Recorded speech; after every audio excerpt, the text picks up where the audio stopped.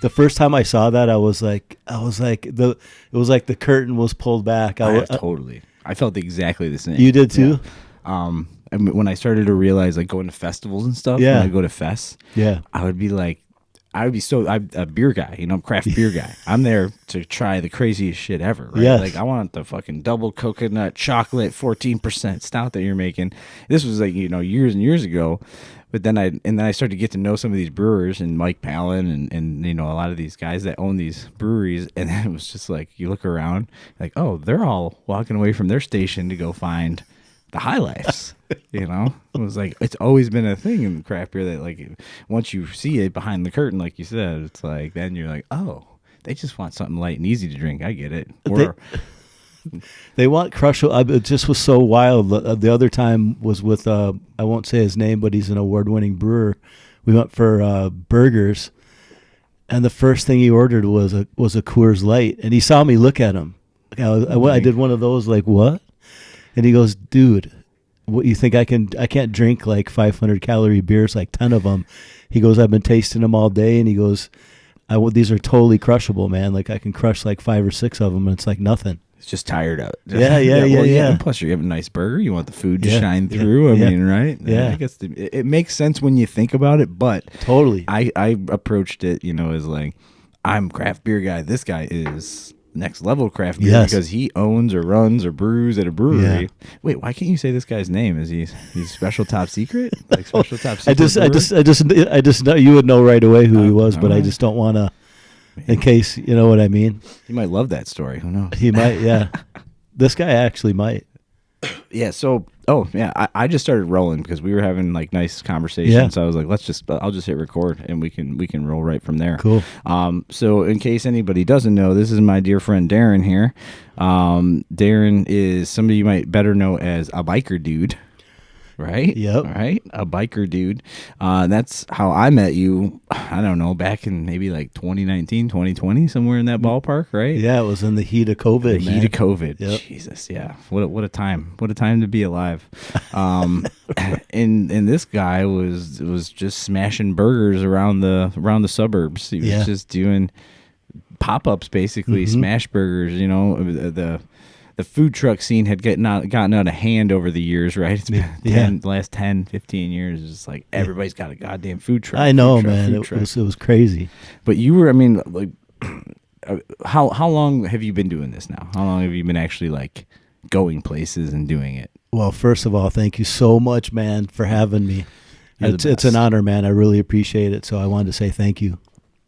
Those hands have smashed so many burgers. Yeah. So made people so happy. People so happy. It's so crazy the first time, like, because you think, right, burger market, right, saturated as hell. Yes, Everybody's making burgers, smash burgers, especially, right? Yeah. Nope. I don't know what you're doing, but it's on a different level than everybody else's, and it's so simple. It's so and it's not like you're going crazy with seasoning, ingredients, or anything wild like that. But I mean, just talk a little bit about maybe how you started or how you actually people were like, hey, you should do this, like, in public.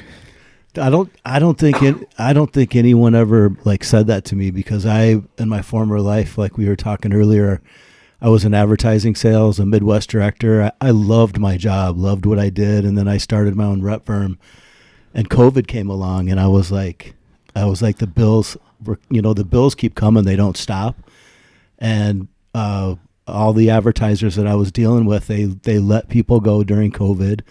They shrunk all their budgets. Their ad budgets went to like zero, and I'm like, whoa, what am I going to do? I'm like I said, the bills were coming, man, and I was like, I don't have the capital to open a brick and mortar, so I had hosted burger throwdowns myself, like created them and working with conjunction with some of the other people. But what I noticed is there was only one chef in all 3 or 4 burger throwdowns that I hosted that had an actual food truck. So they showed up in a truck, pickup truck, van, had a 10 by 10 or 10 by 20 tent, had a griddle, whatever it was. They didn't all have Blackstones. It was whatever they took from the restaurant or whatever. But they rocked out these incredible burgers, and I was like, I was looking, this is very low out of pocket. A tent is what? 10 by 10's like a couple $100, 300 Business bucks. brain kicked in. Yeah. The business brain. So before we even now you got me all off track now, because I was like ready to dive into burgers. Now I want to go all the way back to the ad stuff. I mean, so how long were you doing that leading up to this moment in like COVID? Obviously, like every episode so far has had that moment of like, during COVID, ... like Yeah. I was, or you know, Yeah. this is what happened, or why. So, I mean, why should this be any different, right? So how long were you doing that, and kind of go into maybe a little bit about what you did, or Half my life, I sold advertising sales. I mean, I worked for Muscle and Fitness, Weider Publications, Men's Fitness. I worked at Vanity Fair. I had an office in the Hancock, my own parking space. That was one of my goals, to work for them. So, I mean, I didn't ever want to move to New York, so I was never going to ever be an associate publisher or a publisher. we're gonna be Mad Men? You were gonna be Don Draper? Nope. So what spurred that for you? Like, why did you ever get interested in that life? I love sales. Has always come so easy to me. If I believe in the product and what I'm selling, it never felt like work. You had to put the effort in. But I wouldn't have called on you, like if you were a prospective client or if you were Gillette or whatever, if I didn't think I could over deliver to you, you know, the results that I was promising you, because I was a big believer in under promising and over delivering. That's how I was taught in the business, like, because it's really hard if you over promise and an editor messes something up in the publication, or the ad doesn't do well.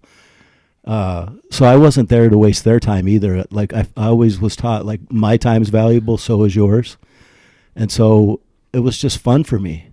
Even if someone said no, I'm like, I'll wait 2 years, man. We're just going to become friends. We're going to hang out, have beers, drink great wine or whatever. But I'm always going to be coming back to you because you're meant to be in this magazine with this ad. It makes sense. You're going to get good results from it.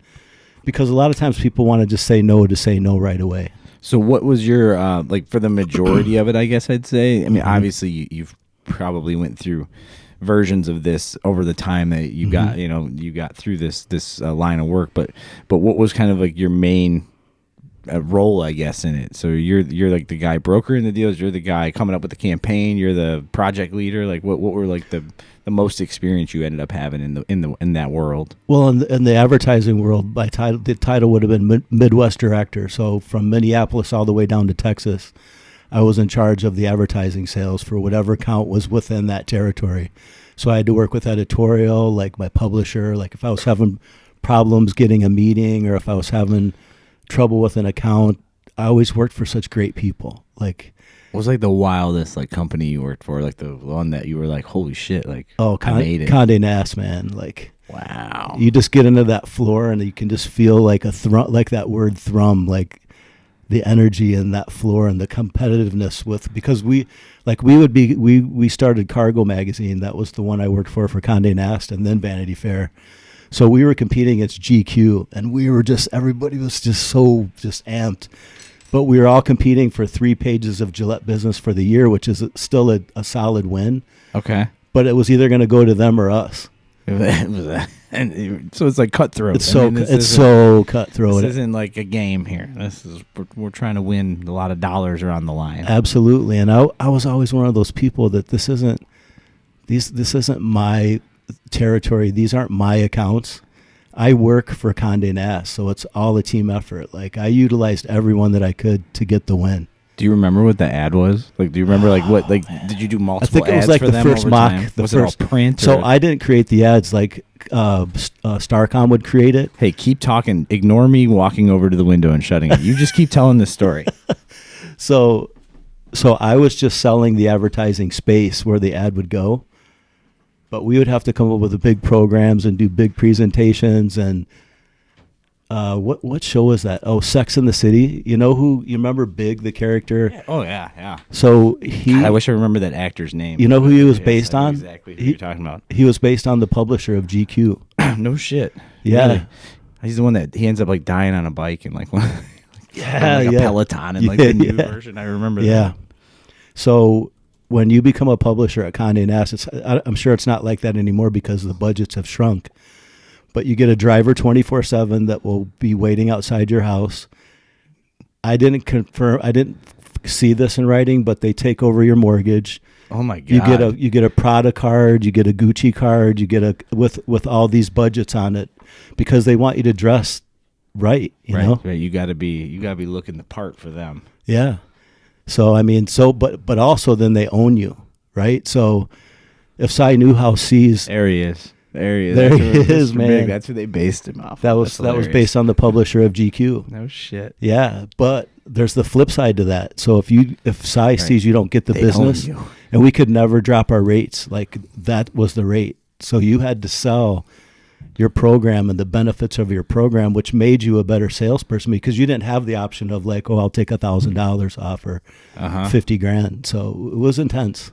Jeez. But it was wonderful. I loved it, and I wouldn't regret it at all. So that was like probably what the most like holy shit like baller company that Totally, you were totally. associated with. Did you have any other like cool ones, or you were like, oh, that's neat, or like sports teams, or like anything that like connected you to your childhood or something? Oh yeah, like, muscle and fitness. Oh, you know? yeah. Yeah. So Getting I mean, jacked. I love that. Again, like you see the underbelly, like you grow up as a kid lifting weights, and you think the steroids are a myth and everything.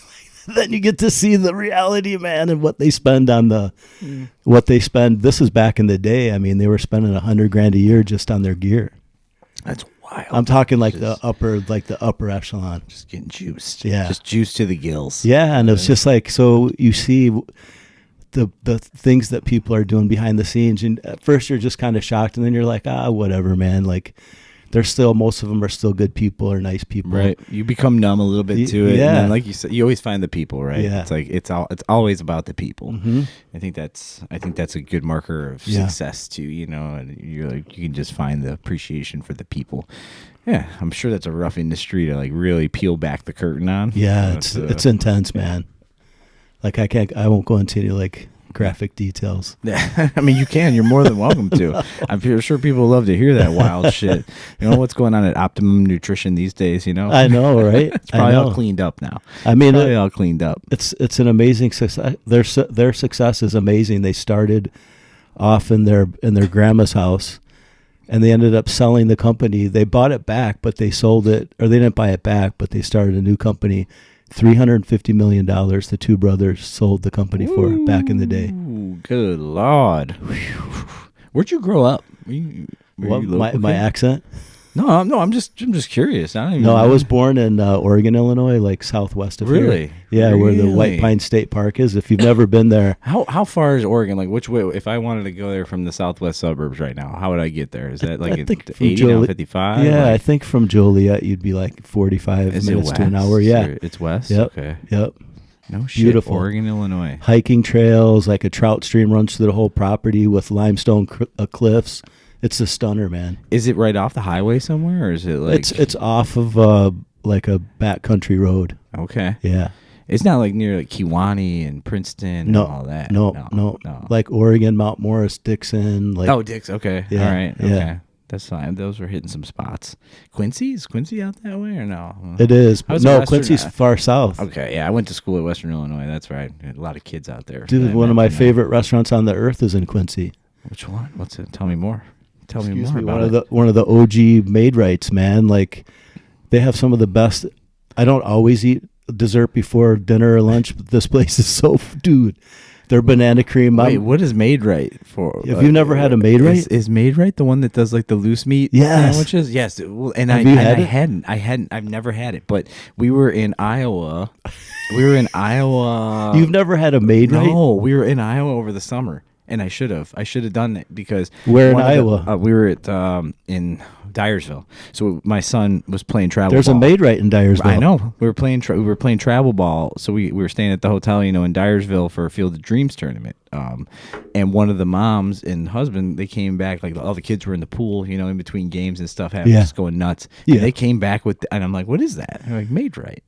They're eating Dyersville. loose meat sandwiches. And Yeah. I'm like, I've never heard of it. Like, I don't know how I've never heard of it, but apparently it's huge. It right? is. Yeah. It depends. Like probably the best one in Iowa is in Marshalltown, and I might get some haters and some lovers for that. But that's like, and I think the one in Quincy has to be like one of my favorites. I mean, I got 2 slices of pie my first time there because I just So it's the pie. It's not the loose meat sandwich. it's the loose all meat of it? sandwich It's all of too. it? But usually those places when they've been in it's got to be 80 years. Families owned it for 80 years. Yeah. So when someone's doing that, That's incredible. and you have lines and they're just rocking it out. Like the loose meat sandwich was amazing. Man. Like how spread are they? Like they're in Iowa, they're in Illinois. Not too far. Like, They used to be more. How many do you know? Oh, you know what? You just keep talking. I'll see if I can find it. So it's just if you've never experienced before and you like Americana like that kind of and you like I'm pretty food pissed like that. I didn't eat it. Yeah. Like, so explain to people what a loose meat sandwich might be like. So I mean, it's a sloppy Joe, but with without the sloppy Joe mix. But it is seasoned, but they won't give you. You can't buy the seasoning. You can't. You know what I mean? It's proprietary to each place. Very much unlike a biker dude. Yes, you yes. can definitely buy the seasoning. Yeah, we want you to buy the seasoning. It's online now. God damn, that's awesome. What's your website, by the way? We'll throw it. It's www. I'll put it on there as well later. But bikerdude.com, and then we're on Shopify. We just released a new T-shirt designed by Heinous. He does some of the stuff for microphone. Really cool, kind of Rat Fink style. Oh yeah, I T-shirt. saw that. Yeah, I saw a yeah. post for it or something. Yep, that's awesome. Who was the designer on it again? Well, that's not his name, but Right. I always think of people now by their Instagram name, and Okay. it's non-heinous. Okay, it's not Relish, right? That's not the Relish guy, I don't right? think so. That's one of Charlotte's friends. Oh, Makes that Relish brand stuff. Yeah. Oh, 31 made rights in five different states. see, I didn't even know that, man. 31 made rights in 5 different states. Look at those loose meat sandwiches, boy. You got to have one, dude. Oh, I'm going to. That's on the list now. Oh yeah, Des Moines. But Quincy, and do you Norwalk. ever get down to Quincy? No, we don't. We have friends Okay. out in Kewanee, so sometimes they have a farm out there in a little town called Neponset, like out by like Goods Furniture and that. Yeah. But we don't get out there too often. But now I'm thinking, I'm sure we'll be traveling for tournaments this year, and I might get a shot at one of these. So Yeah, I hope I'll you- make sure I hope you go to a good it's one. a point. I'll make it a point to get it this time. But back to your first question, I did that for basically more than half of my life, and I loved it. I'd still be doing my rep firm. It was just myself. So you grew up in Oregon, Illinois? No. I ended up living in Iowa for 13 years. So you were born in Oregon, Illinois. Yeah. And then how fast did you move over to Iowa? I think I was 5 years old when I went to Iowa. Then you guys go to Yeah. Iowa. What part of Iowa were you in? Cedar Falls, like University of Northern Iowa area. Yeah. No shit. So you were there for how long? Oh my God, I couldn't even tell you. Probably till I was 18. Yeah, till I was 18. And then where'd you go to college? I went to a Hawkeye Institute of Technology for horticulture. What the fuck? All right. Because Tell I me more. was a stoner back then. All And right. I was So like, you I were needed thinking like I'm gonna grow some real kind. Okay. I need to be outside. I You're- need fresh air. You're a hydroponics guy. I don't even think I even knew you what like that the was outside. then. Yeah, you like the outside shit. You don't want them growing in. But again, I learned about the underbelly at this school, which was good because I had no idea that they were using all these chemicals. My first thing is I wanted to be a superintendent of a golf course. Like that was my main motivator. Okay, you're like, yeah, I want good greens, nice fast greens, and luscious fairways. Yeah. Oh, I can see that. Yeah. And just being out there all day long, and I just was something I really wanted to do. But then I found out how many pounds of chemicals that they have to spray on the greens, and it kills. It doesn't just kill the grubs; it kills a lot of those other things. And then I'm working or selling doing something that I don't believe in anymore. That makes So that total kind of took sense. I got recruited, and so I moved down to Texas and worked for a landscaping company. Okay. But I was really into bodybuilding. What are you landscaping out in Texas? Just Oh, dirt? man, Like, it's wicked, dude. What's that like? I guess you get some good Fire good- ants? Where at in Texas? were you Dude, at? in Arlington, Texas, Okay. in between Dallas and Fort Worth. Yeah.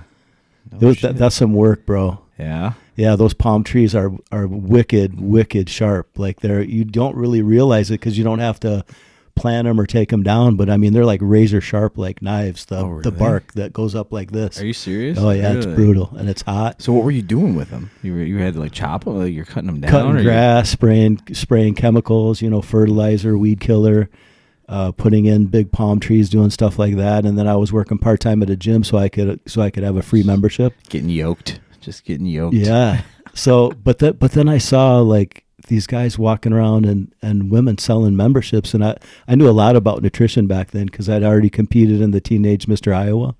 Oh, no shit. Yeah, so I was... So where'd that come from? Where'd that love start? It just, ever since I was a kid, I just like was... dad, uncles? Like, no, what got you into it? No.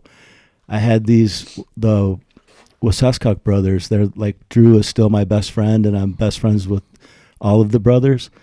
And it's just so funny. You know, when you're a best friend with somebody, like a real best friend, if I don't see Drew for 5 years, if he walked in here Doesn't right matter. now, Yeah. it's just like, hey, dude, yeah, you know, it's just, it's not like you even fall into it. It's Haven't just like missed a so thing. comfortable. Yeah. And so it was like that. But the bigger brothers back then, they were the first dudes that lifted weights for sports. They got so freaking jacked, man. Like so jacked. These guys are And this was in the hitting 70s. dingers. These guys I was are like, hitting dingers. I was like, holy shit, dude. I You just I was a looked at it, skinny I ass. want that. I want to do that. Oh, dude, I wrestled 82 pounds in 7th grade. Oh my God. So I was a little dude. And I was like, I don't like being this little dude no more, man. Like they were physically gifted. Like they were track stars, football stars. Like they had great genetics, but they still worked at it. And I was like, so that motivated me. And they'd have posters in their room of like Arnold and Robbie Robinson and these top bodybuilders. And I would just be like, you look at yourself, but then you have it taught me goal setting. You know, you have to work hard and be dedicated to get there. So that's what I did. I really wanted to compete. And so I took 3rd place in the Teenage Mr. Iowa. How old were you then? I think it's just almost 18, like 17. So the guy I was telling you about before we started that painted this. I was 17, yeah. The big guy, he did those competitions too, like at that age, that same age range. Yeah. Like a local gym around here that the guy like flew him out to like Ohio and did all these different little competitions and stuff. Well, he was at a whole different level. It was I'm like sure. Olympic weightlifting more or less, rather than like that's wicked. Figure, like physique type stuff. It's so funny when you get older and you look back. Like I don't down anybody that does it, but I look back and I'm like, I can't believe I got up there in those little like freaking marble sacks. The balls you had to have to just get up there and do it. I was like, but it was a goal, and I was like, I'm going for it, you know. Jeez. So back to seeing these people talk. They didn't even know anything about nutrition, these salespeople, but they just knew the numbers. They were good looking. And the people would buy memberships. They'd train for 1 week and never come back. So the company, it was called President's Health Club back then. And it was Chicago Health Clubs here, same company, owned by Bally's. But I was like, I can do this. So then I was like, I'm going to leave this whole landscaping gig, just ditch my education and just go sell memberships. Like chasing passions. Like that seems to be a theme of yours. Yeah. Because it gives you that. It gives you like that fire. Like when you talked about you traveling and when I just asked you about the podcast and the room, like your eyes lit up, like you were, and it's the most fun that I have. And your body language is like, yes, that's cool that you noticed that. So that's when I know someone's doing what they're meant to do, whatever the path is, whatever the monetary path is. I think it's more important to do it. So for me, I had to learn I had to entertain people. So most of the clients that I had were really cool. And we went to 1 million steakhouses, seafood places. That's probably the only thing I miss about my old life. Get protein in. Is a lot of protein there. Steakhouses. Yeah. Yeah, but my travel and expense budget, because the bottles of wine that I could buy that didn't come out of my budget, the steak. Oh, dude. The cuts of meat, the wine, woo, boy. When I left, dude, I still was ordering foods at restaurants like that, but I was having to pay for it. My wife goes, do we need 4 appetizers and 4 entrees? I forgot. Yeah, I used to have a card for this, God damn it. Like, this didn't used to happen. So that was tough. But I also wanted to learn, always wanted to learn and explore. And so a lot of the clients would be like, hey, man, do you know some local spots in Cincinnati? Do you know some local spots out west? And so I would do research. But I was also doing research for myself because I'm a huge cheeseburger fan. So how old are we now? What year is this? Trying to think. So this would have been. This is an important marker the of last time, because you're talking about doing research. Doing research then is a lot different than doing research now, right? Yeah, I mean, it takes a lot more work. A lot more work. It was probably 10 years prior, like over 10 years prior to me doing this, and I'm in the start of my 5th year of doing the Biker Dude Burgers. Okay. But so we would go do local places like Hodad's and OB Beach, which is just one of my favorite burger spots ever, or Paradise Pup in Des Plaines on River Road. And what I learned from all of, if they would tell me or I could tell myself, the first thing I would notice is like, you would take a bite of their burger and you'd be like, holy fuck. You'd look at your friend or your client and you'd just be like, because we would go, we'd have a blast. We'd go drive around and try local spots. Yeah. And go to dive bars and do that thing instead of going to like the fancy steakhouses and stuff. And we had way more fun. And they were learning stuff too, because they'll be like, well, we'll come back here the next time we come. We loved it so much. And that just created a cool bond with all of us, and my clients, but I was learning. And all of them either ground their own meat in-house or they use like a local butcher.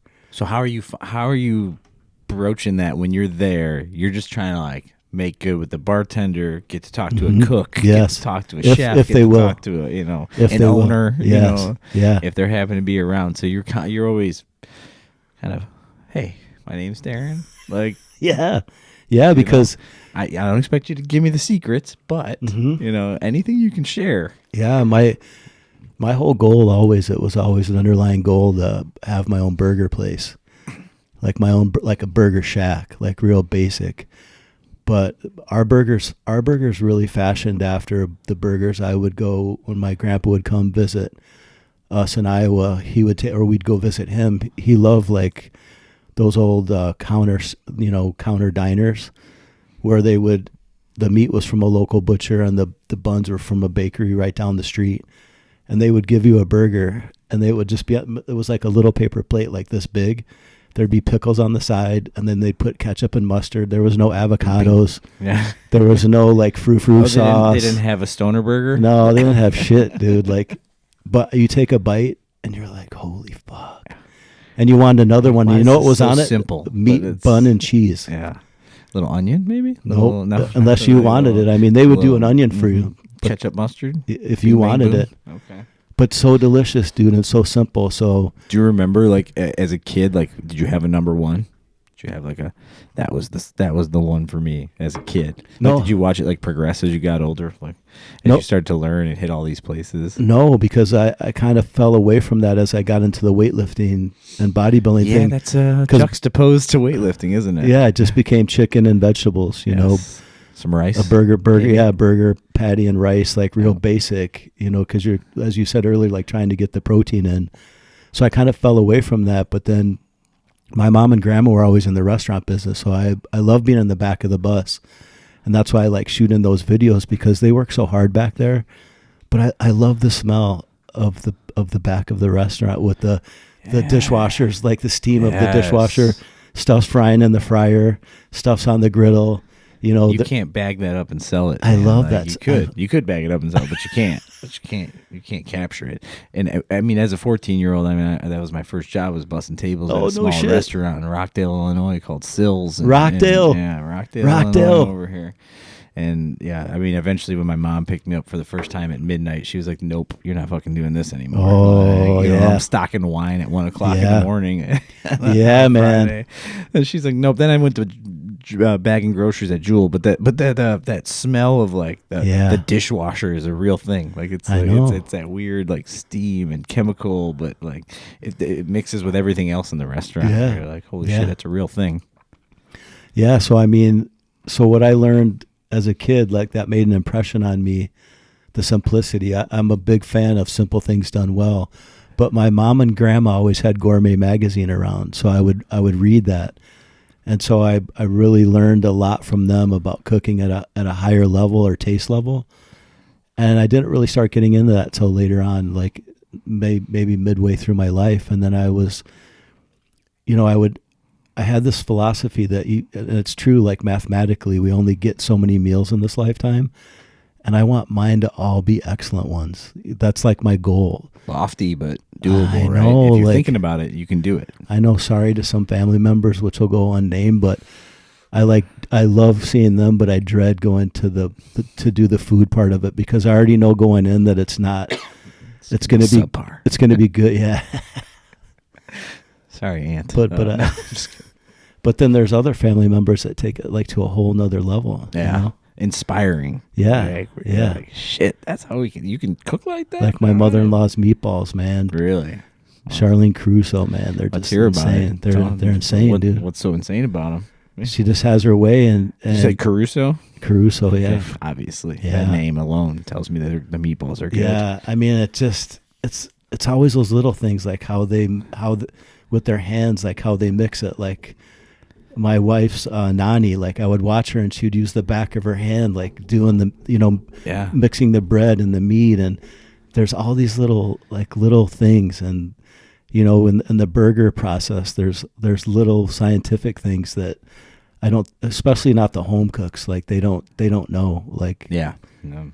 and there's nothing against that. I didn't know some of these things either, But like I said, the seasoning is our second part to our burger. The first is Ascot prime meats. I was gonna say, like, that is one thing I do remember. Like, our relationship was literally like, I found you at some brewery maybe, and I was managing phase 3 up in Lake Zurich, and I was like, I need this guy to come do burgers for us. You know, word of mouth type thing, or maybe Instagram, whatever it was.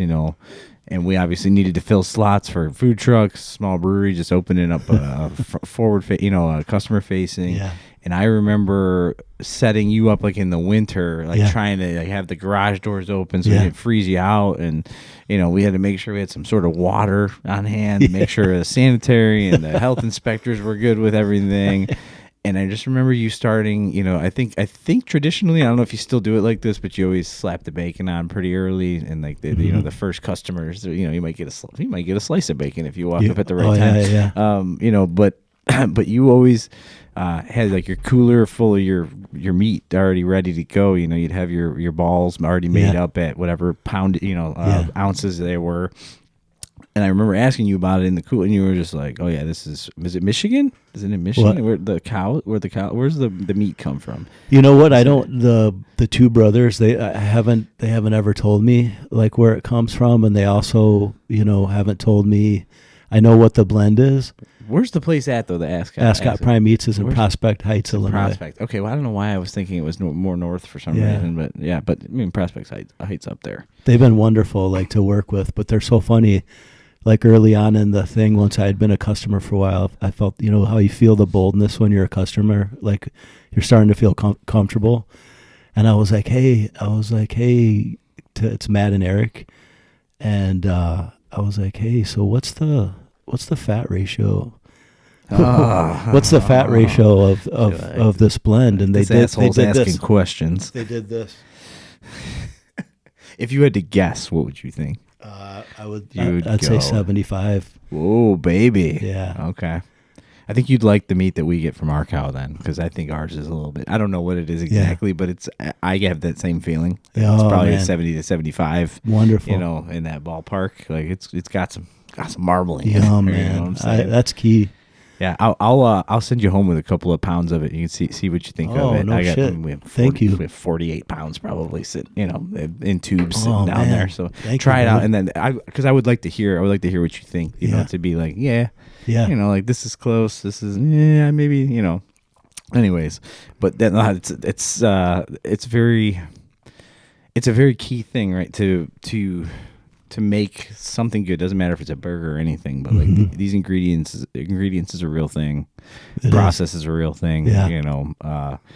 I could probably listen to you for 20 minutes talk about Miss Caruso's meatballs and how she prepares, and she's amazing. What do you think sets them apart? The flavor, and then we'll parlay that right into burgers. Tenderness and flavor. You think it's on the? You think it's? I mean, where do you? I know it's every part of the process, but like, what do you see that's like different that like you couldn't make that yourself? There's things that where you have a situation where someone makes the same recipe, and it's the same ingredient, same time to make it. One's here and one's here, It's really that, and I've talked to some other people about it, and they've done studies. It's that old cliche thing, the love. Yeah. It's got to be real, right? It gets That's gotta imparted. be real. It gets imparted into the food. I'm a big believer of it now because I know that's what goes into, again, not to be cliche, but I love cheeseburgers, and I love every patty that I smash. I'm a tweaker by nature anyway, but it actually helps me because I look at every patty and it's got to be right where I want it. If it's not, I can use a bigger spatula and make sure I get that crispy edge. I'm not just I would be terrible. I couldn't live with myself if I just slapped burgers and did that and used some crap meat just to make money. It's this, what I do now in my life isn't just to make money. We have to be profitable, but it's I'm every time I go out, I'm working at doing the best that I can, for that day, to not be cliche. I seriously care. Yeah, well, you can tell. You can tell from the product that's coming out the other end. Yeah, I mean, right? It's a thing too. So she cares. My mother, she wants us to have that experience, to make the best for us. Does she know they're good? Oh yeah, she knows they're good. Yeah, she knows, dude. She gave me this batch recently, and she had that look in her eye, and she's like, these. I think these are the best I've ever made, and so I tucked them away in the freezer, and she was kind of disappointed that I didn't eat them right away. Yeah, I want them fresh. You want to see the I couldn't wait. Experience. About 2 weeks later, oh my God, she was right, and I just texted her. I said, "Those are the best meatballs I've ever had in my life, and those are the best that you've ever made." It was unbelievable. How you eating those bad boys? You just warming them up and eating straight up, just eating the meatball. You got a little home gravy that you're making. Some gravy, Sunday gravy. The sauce that she gives me, and so she gives sauce, she gives the meatballs. It's all separate. Yeah, and then you doing spaghetti too. You've been eating a little noodle action too. All right. I mean, so you got to simmer them in that sauce. I like at least 2 hours. Oh, I love that. 2 hours. So tender, man. Awesome. Yeah, they're just unreal. My wife whips up really good meatballs with that meat that I'm talking about that we get, and she's no artisan chef by any means. Yeah. But for some reason, she can cook a mean meatball, and she's all about the cast iron pan and really browning them and finishing them in the oven. Oh. But it's like a quick meatball. It's not but that's something I'm going to take home with me now, because I have been starting to make a little bit of sauce every now and again instead of doing jar or doctoring it up. Now I've been starting to try to do my own. So that's awesome. So I'll have to start thinking. I don't think about boiling, or not boiling, but simmering them in the sauce for. It'll blow your mind, man. Yeah, I'm glad you said that. You're gonna take my food love to the next level now.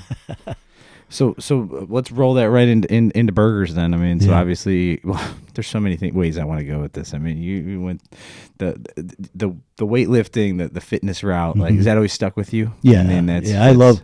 It's really hard for me. And again, I don't judge people. But I think people should at least walk. Because I think walking's super healthy. Exercise, I used to be a runner too, but it just gets too damaging after a while. So I walk a lot, and I still lift, but I love it. Ever since I was a kid and I got through that initial grind and I saw the results and how it made me feel, not just physically but mentally.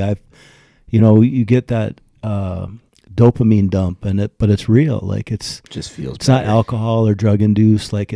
It's amazing, man, and I love working out. I still love doing push-ups and pull-ups. It sounds so strange. I get off on it, man. That's when Arnold says that, the pump. He equated it to an orgasm. I won't go that far. Arnold said a lot of things. I know, but you feel freaking great, dude. Well, yeah. So big fan. And that's the thing. I think a lot of people, and myself very much included, is you struggle with the consistency of it.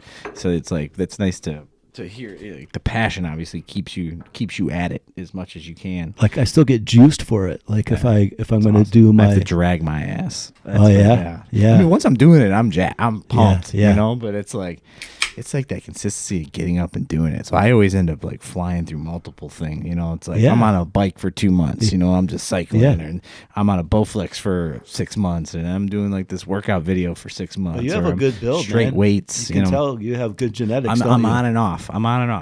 Yeah, Grandpa was big barrel chested Italian man. Was he jacked? He was big. he's just naturally jacked, kind of human.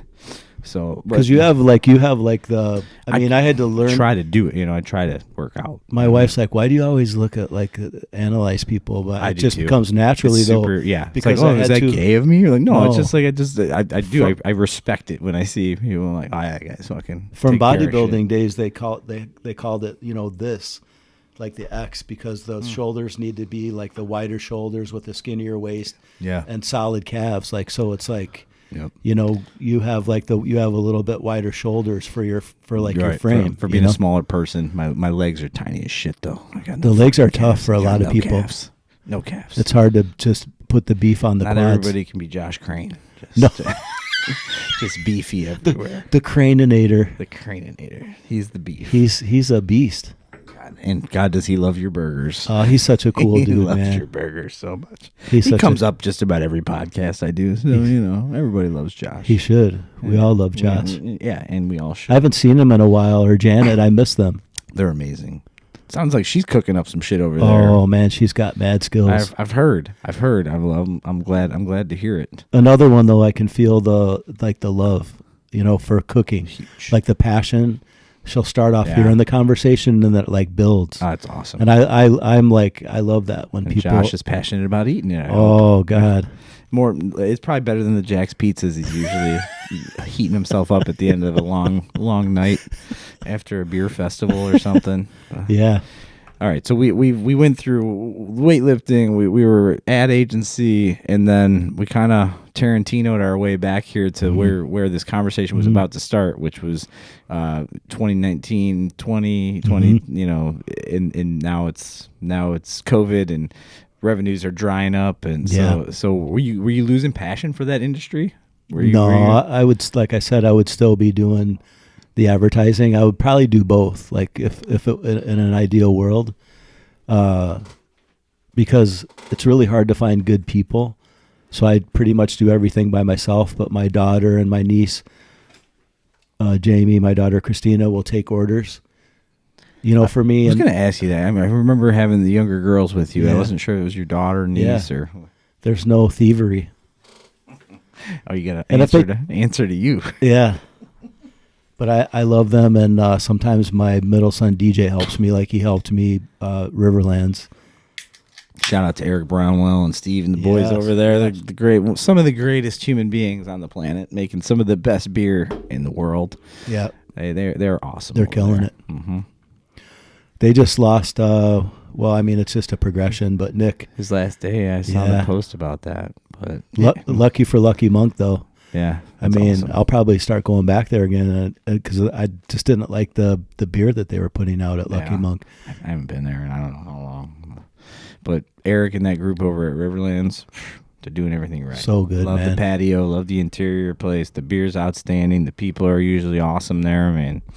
I don't know if it's about as good of a brewery as there is out here in this area right now. So, and I got to give a shout out to Jeremy and the people that work there, like the whole team. Like Jeremy's I wouldn't be cooking there. Like he gave me a shot when we first started, just like you gave me a shot. Jeremy's awesome. It's like I always say, it's all team. Like the meats first, like Ascot Prime Meats, I couldn't do it without them. And I let them know that. It's wild. It just starts with them. It starts with the meats. With the Ascot Prime Meats. Like that's crazy. It's not cheap though. I pay a lot for my product. I know. I remember talking to you about this a long time ago. That's no way it's cheap. And that's why I sometimes I'm not like a mean person, like I don't, but I'll laugh to myself when people are like, "Oh, you only bring like 20 or 30 burgers." I go, "A, I wouldn't be still cooking here an hour later if I only brought 20 or 30 burgers, and B, I'd be out of business if I only sold that many. I got to sell 50 doubles, 75, just to be profitable." I remember you used to maybe bring like 70 or 90 or something. Yeah. We might have a discussion like, hey, we're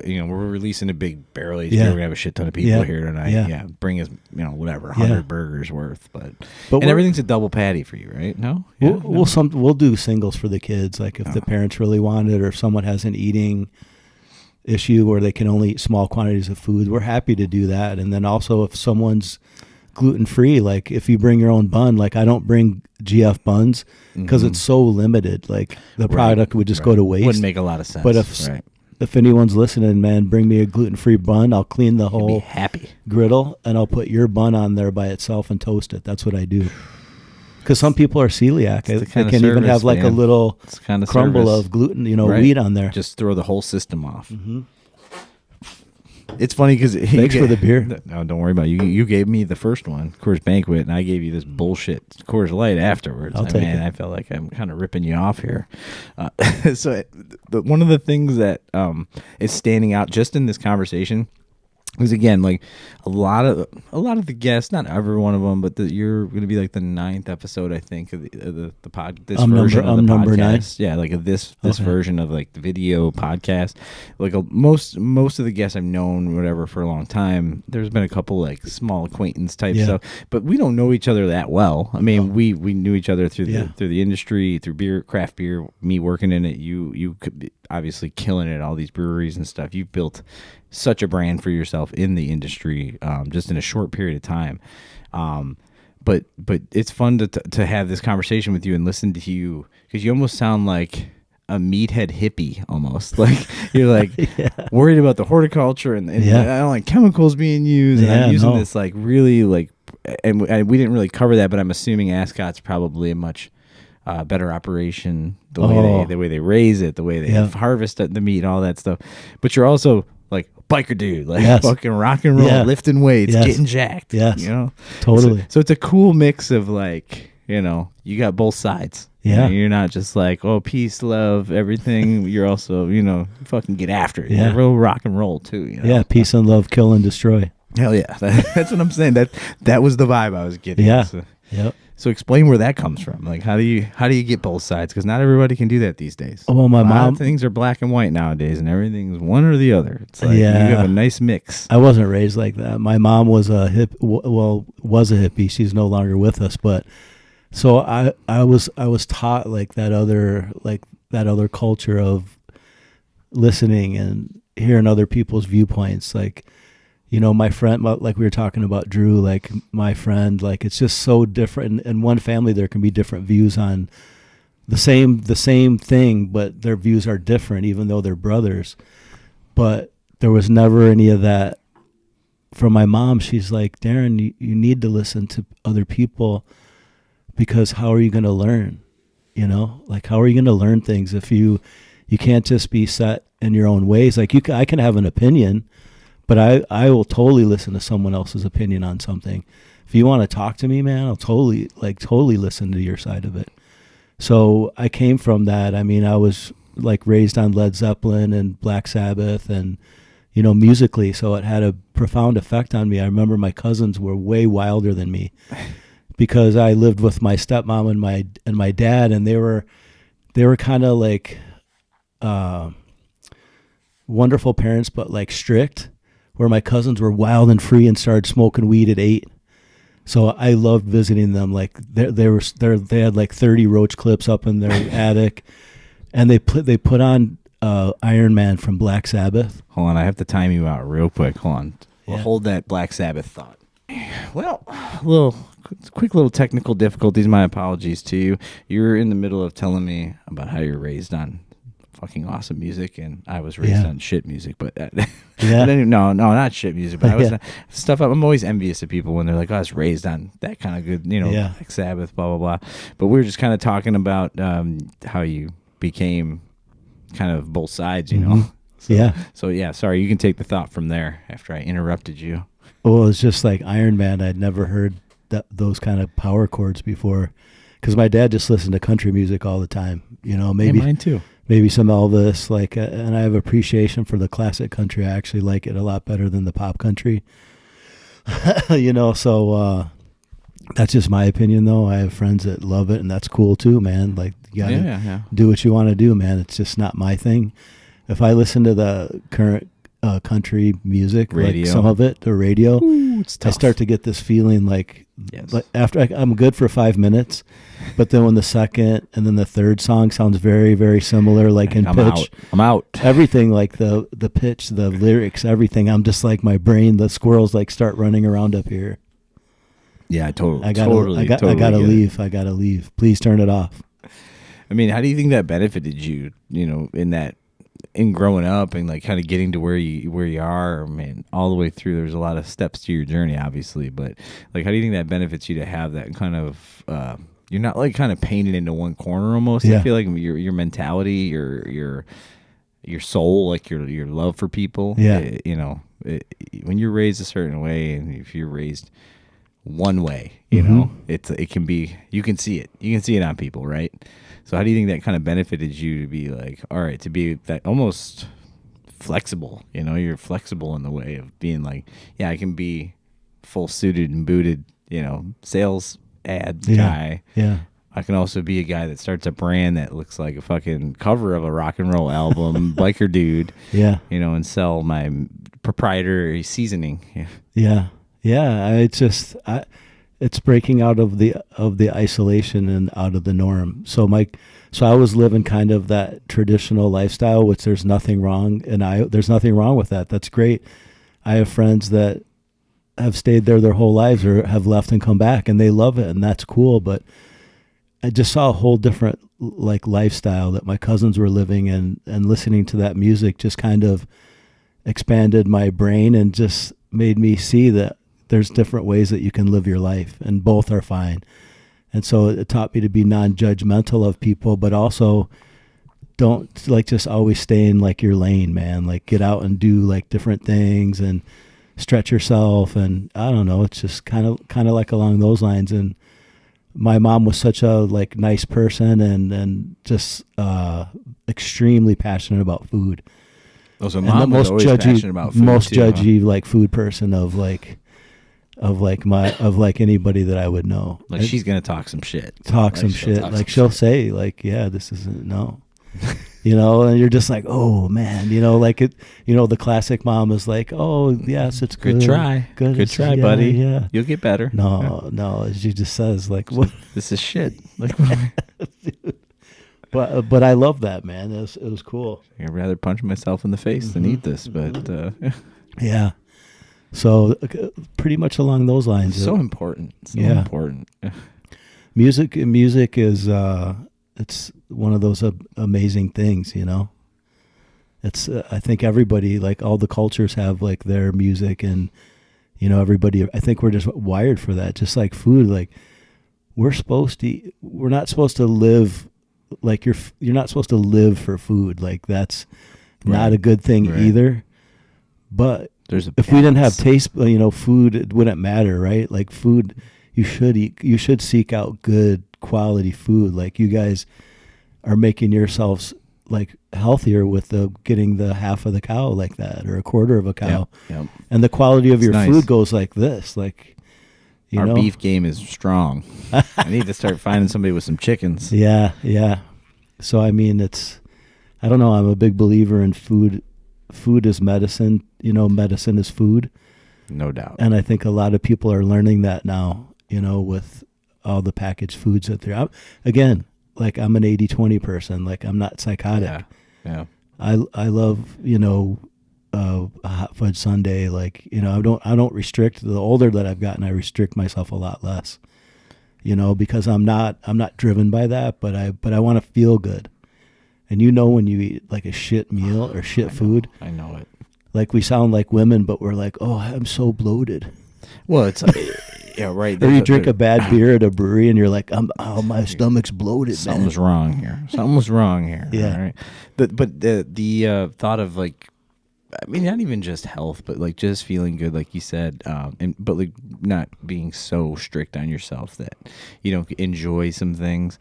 Like, you hit a certain age and not everything works the same. It's like the weightlifting's different, the running's different, the cardiovascular, all that stuff becomes so much different. Like, it's different. Even now, like I'm just over 40 at this point, and it's like I have a fucking homemade cold plunge in the garage. Nice. I have an old chest freezer. I've got a small one-man sauna in there. That's awesome, infrared. Joe.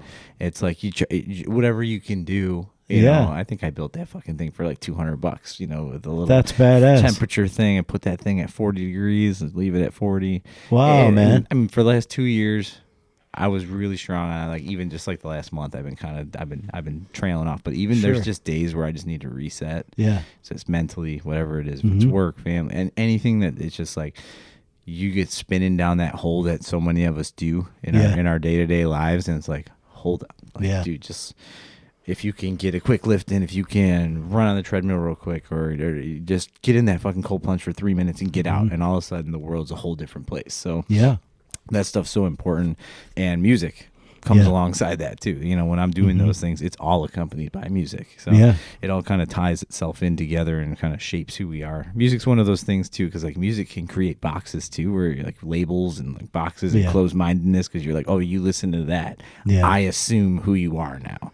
But it's also the most like open, freeing. Like, go to a concert, it's like I don't give a shit if you like Trump or you're just like, we're just here vibing to the music together. Like it has all of it. It does all of it. I mean, if you listen to my playlist, I mean, you go from blues.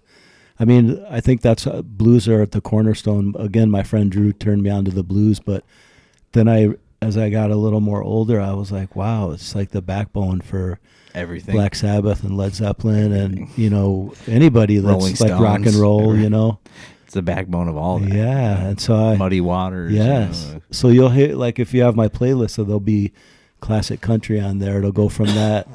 It'll go from, Sade, it'll go to heavy metal. It'll go to propane, like I can't do this, like the hard speed, like the like there's got to be that word funk, like the funk or blues, like a backbone in there. To the music, because for some reason that I like aggressive music, but I also like all the other types of music, like Buena Vista Social Club, like just different things. Like you can't listen to the same, like I can't listen to metal all day long. But there's times for me where it's very like appropriate, and like I'm jonesing for it. It's occasional, right? It's like things that have like a time and a place. Like I listen to completely different music on a treadmill than I would lifting weights, than I would sitting by myself. Like if I was ripping a fucking one hitter or something, like, it would just be, it'd be some kind of, it's always different. Like there's all these situations for music for me. I'm always fascinated to talk to music people. Actually, one of my buddies is coming on next week. He's been playing music for a living for a long time. He does other shit too, but man, he's just one of these guys, 4 years old, and he's been playing music just live 5 times a week for the last 20 plus years. Whoa, that's a lot, man. Yeah. He's great musical taste. He writes his own great music. He's just one of those people you just love to talk to. Artisan almost. I mean, I think that's what it all comes back to is watching, and I think that's what this whole podcast is built around, just watching people do something that they're passionate about. In your case, it just happens to be fucking smashburgers that people love, I'm so grateful for that. I can't even tell you. This is a dream come true for me to have. I remember the first time, and I don't ever make claims about our burger. If you notice, I'll post something that someone else says. I'll tell you why our burger, maybe you're having this experience, like the butcher and our seasoning and those type of things. But I don't make claims. Like I'm not one of those kind of people. Like I've been so like blessed. I've had people come up to me and tell me to my face that this is the best or one of the best burgers they've ever had. That first time that happened to me, it was full circle for me. My dreams had been complete, because I'd always wanted to have a burger shack, and financially I couldn't do it, but I could do it through you guys, through the brewery and a team effort, because back then I was, nobody knew who we were, but you guys, I was well aware that I was leaning on you guys. Like you guys wanted to have a food truck there, but many others too. And so I've always been super aware and grateful for that too. Now I look at it as a team effort. Like we're supposed to bring people. It can't be just all on the brewery. So when it's like that, it works. It's got to be symbiotic, though. I mean, it has to be, because like I felt like that when I started I don't even think maybe you don't even know, but like before I'm doing this, like from 2017 to 2020 when COVID hit, I was doing a beer podcast. I had about 100 episodes of audio. Holy I was shit. literally just going to Chicagoland breweries. I was sitting down with the owners. That's how I met like Mike. How fun was that? It was amazing. Like that's the most fun I ever had. Like I was to the point point where my poor wife, and my children were like, "Oh, Dad's gonna get off work and he's gonna go do another podcast," like. And you were loving it, for right? a week sometimes because I was just so, like once because it was really hard to get the first ones to say yes and to do it, and then once I started to build reputation, and then, Mike was on. Oh, I know Mike, so I trust that. Like and just it built on itself, and then I would travel to all these places, and I would always have that like. I don't know if it's like similar to imposter syndrome or whatever, but it's like it's one of those feelings of like I need to make sure they know that they're doing me a favor by coming on, and like people would always come to me and be like, "Oh, you're doing them a favor. You're advertising their business for nothing," and I'd be like, "No, like they're very busy and they're like making this crazy good beer, and I love their beer." Like it was so my brain was so like backwards or scrambled of it, but it was like, oh yeah, it makes. Both things can be right. Yeah, like we're both, we're working together to make something cool. But you were humble and you were passionate, and just excited, and you wanted to like showcase them, like because I believed in them. Yeah, so it was like I wanted other people to see, like, oh, guys, you don't get it, like. This guy, you think that this is some schlub back there putting grain in water and serving you beer? Like, no, this guy was a fucking engineer at one point. This guy, like one of them, Saint Laurent. I think, this is their glass right here. Saint Laurent. Ryan from Saint Laurent's a fucking medical doctor. He's, he works for Rush Medical. Like these are not morons making you beer. They were like, oh, fucking beer's cool. I'm gonna make beer. Like, no. These dudes are, like prepared, well, smart, thought out, like. If I didn't know you, if I never talked to you, and I just keep seeing like, oh, this guy's smashing burgers and he's got this fucking bandana on every time I see him. You can never see his eyes. He's fucking just smashing burgers. He's got one called the Stoner Burger. He's got this crazy logo. I'm like, this guy is just some savage that grew up in the south side of Chicago and was big on bikes, and now he's smashing burgers for a living. No, I would never have been like, oh, he was like a Prada suit wearing, ad agent and was weightlifting, like all this. I would never know that about you. Yeah, so I'm much happier now. I mean, I loved what I did, but my overall quality of life is better because I'm doing. I was meant to do that at that time, but this is what I'm meant to be doing now. When you were doing that stuff before, like before you hit the burger wall here, like that, were you like what point did like marriage, children come into the picture? Oh, always part of the picture, man. Okay, like, so even when you were doing the ad stuff, this was like the wife was along for the ride here. Oh yeah, and she's a professional too. Like we both started our new adventures. Like she does promotional advertising. My wife Debbie. Shout out Deb. Yes, very much so. And so she started her own promotional items company, Branding Touchpoint, and she's built it into this successful, like super successful business. Well, during COVID and into now, and it's still growing. I mean, she was a pro's pro. Like she was at the top of her industry, but you're always gonna make other people money. Just like there was somewhat of a ceiling, because when you're really good at what you do in sales, they keep upping your goal. Up in your goal, so it's always exponential growth, always. And you're not gonna, your money making isn't. That means you fucked up. Yeah, we didn't fuck up. You fucked up. Absolutely. Mm-hmm. So she's just an amazing professional, an amazing person, and I love her dearly. And like she's my best friend. It's so cool. The travels the journey of marriage is such an interesting thing. How'd you guys meet? When did you guys meet? I still remember the first day I saw her. Like I worked for Chicago health clubs, and my buddy John, I'm still friends with him. He's one of my close friends, and he goes, "Yeah, we got this high-powered sales lady coming over from the Lombard Club, and she's supposed to be like a killer." And I was just like, "Oh shit," So we're all already hard. But I was talking to him when we were looking out into the main floor of the gym, and all of a sudden I see this woman walking across the floor, like with a potential client, like a customer. She was showing them the gym, and it was just like in the movies, it was just like slow mo. I go, John. Dreamweaver. It was dude, it's totally like that. I still talk about it, and I go, John, who is that? He goes, that's her, man. It's Debbie. I was like, and I was like I had taken a job, like I was like the free weight guy, like back then, to make some money. And More so I wasn't plates, even more in sales dates. at this job. Yeah, dude.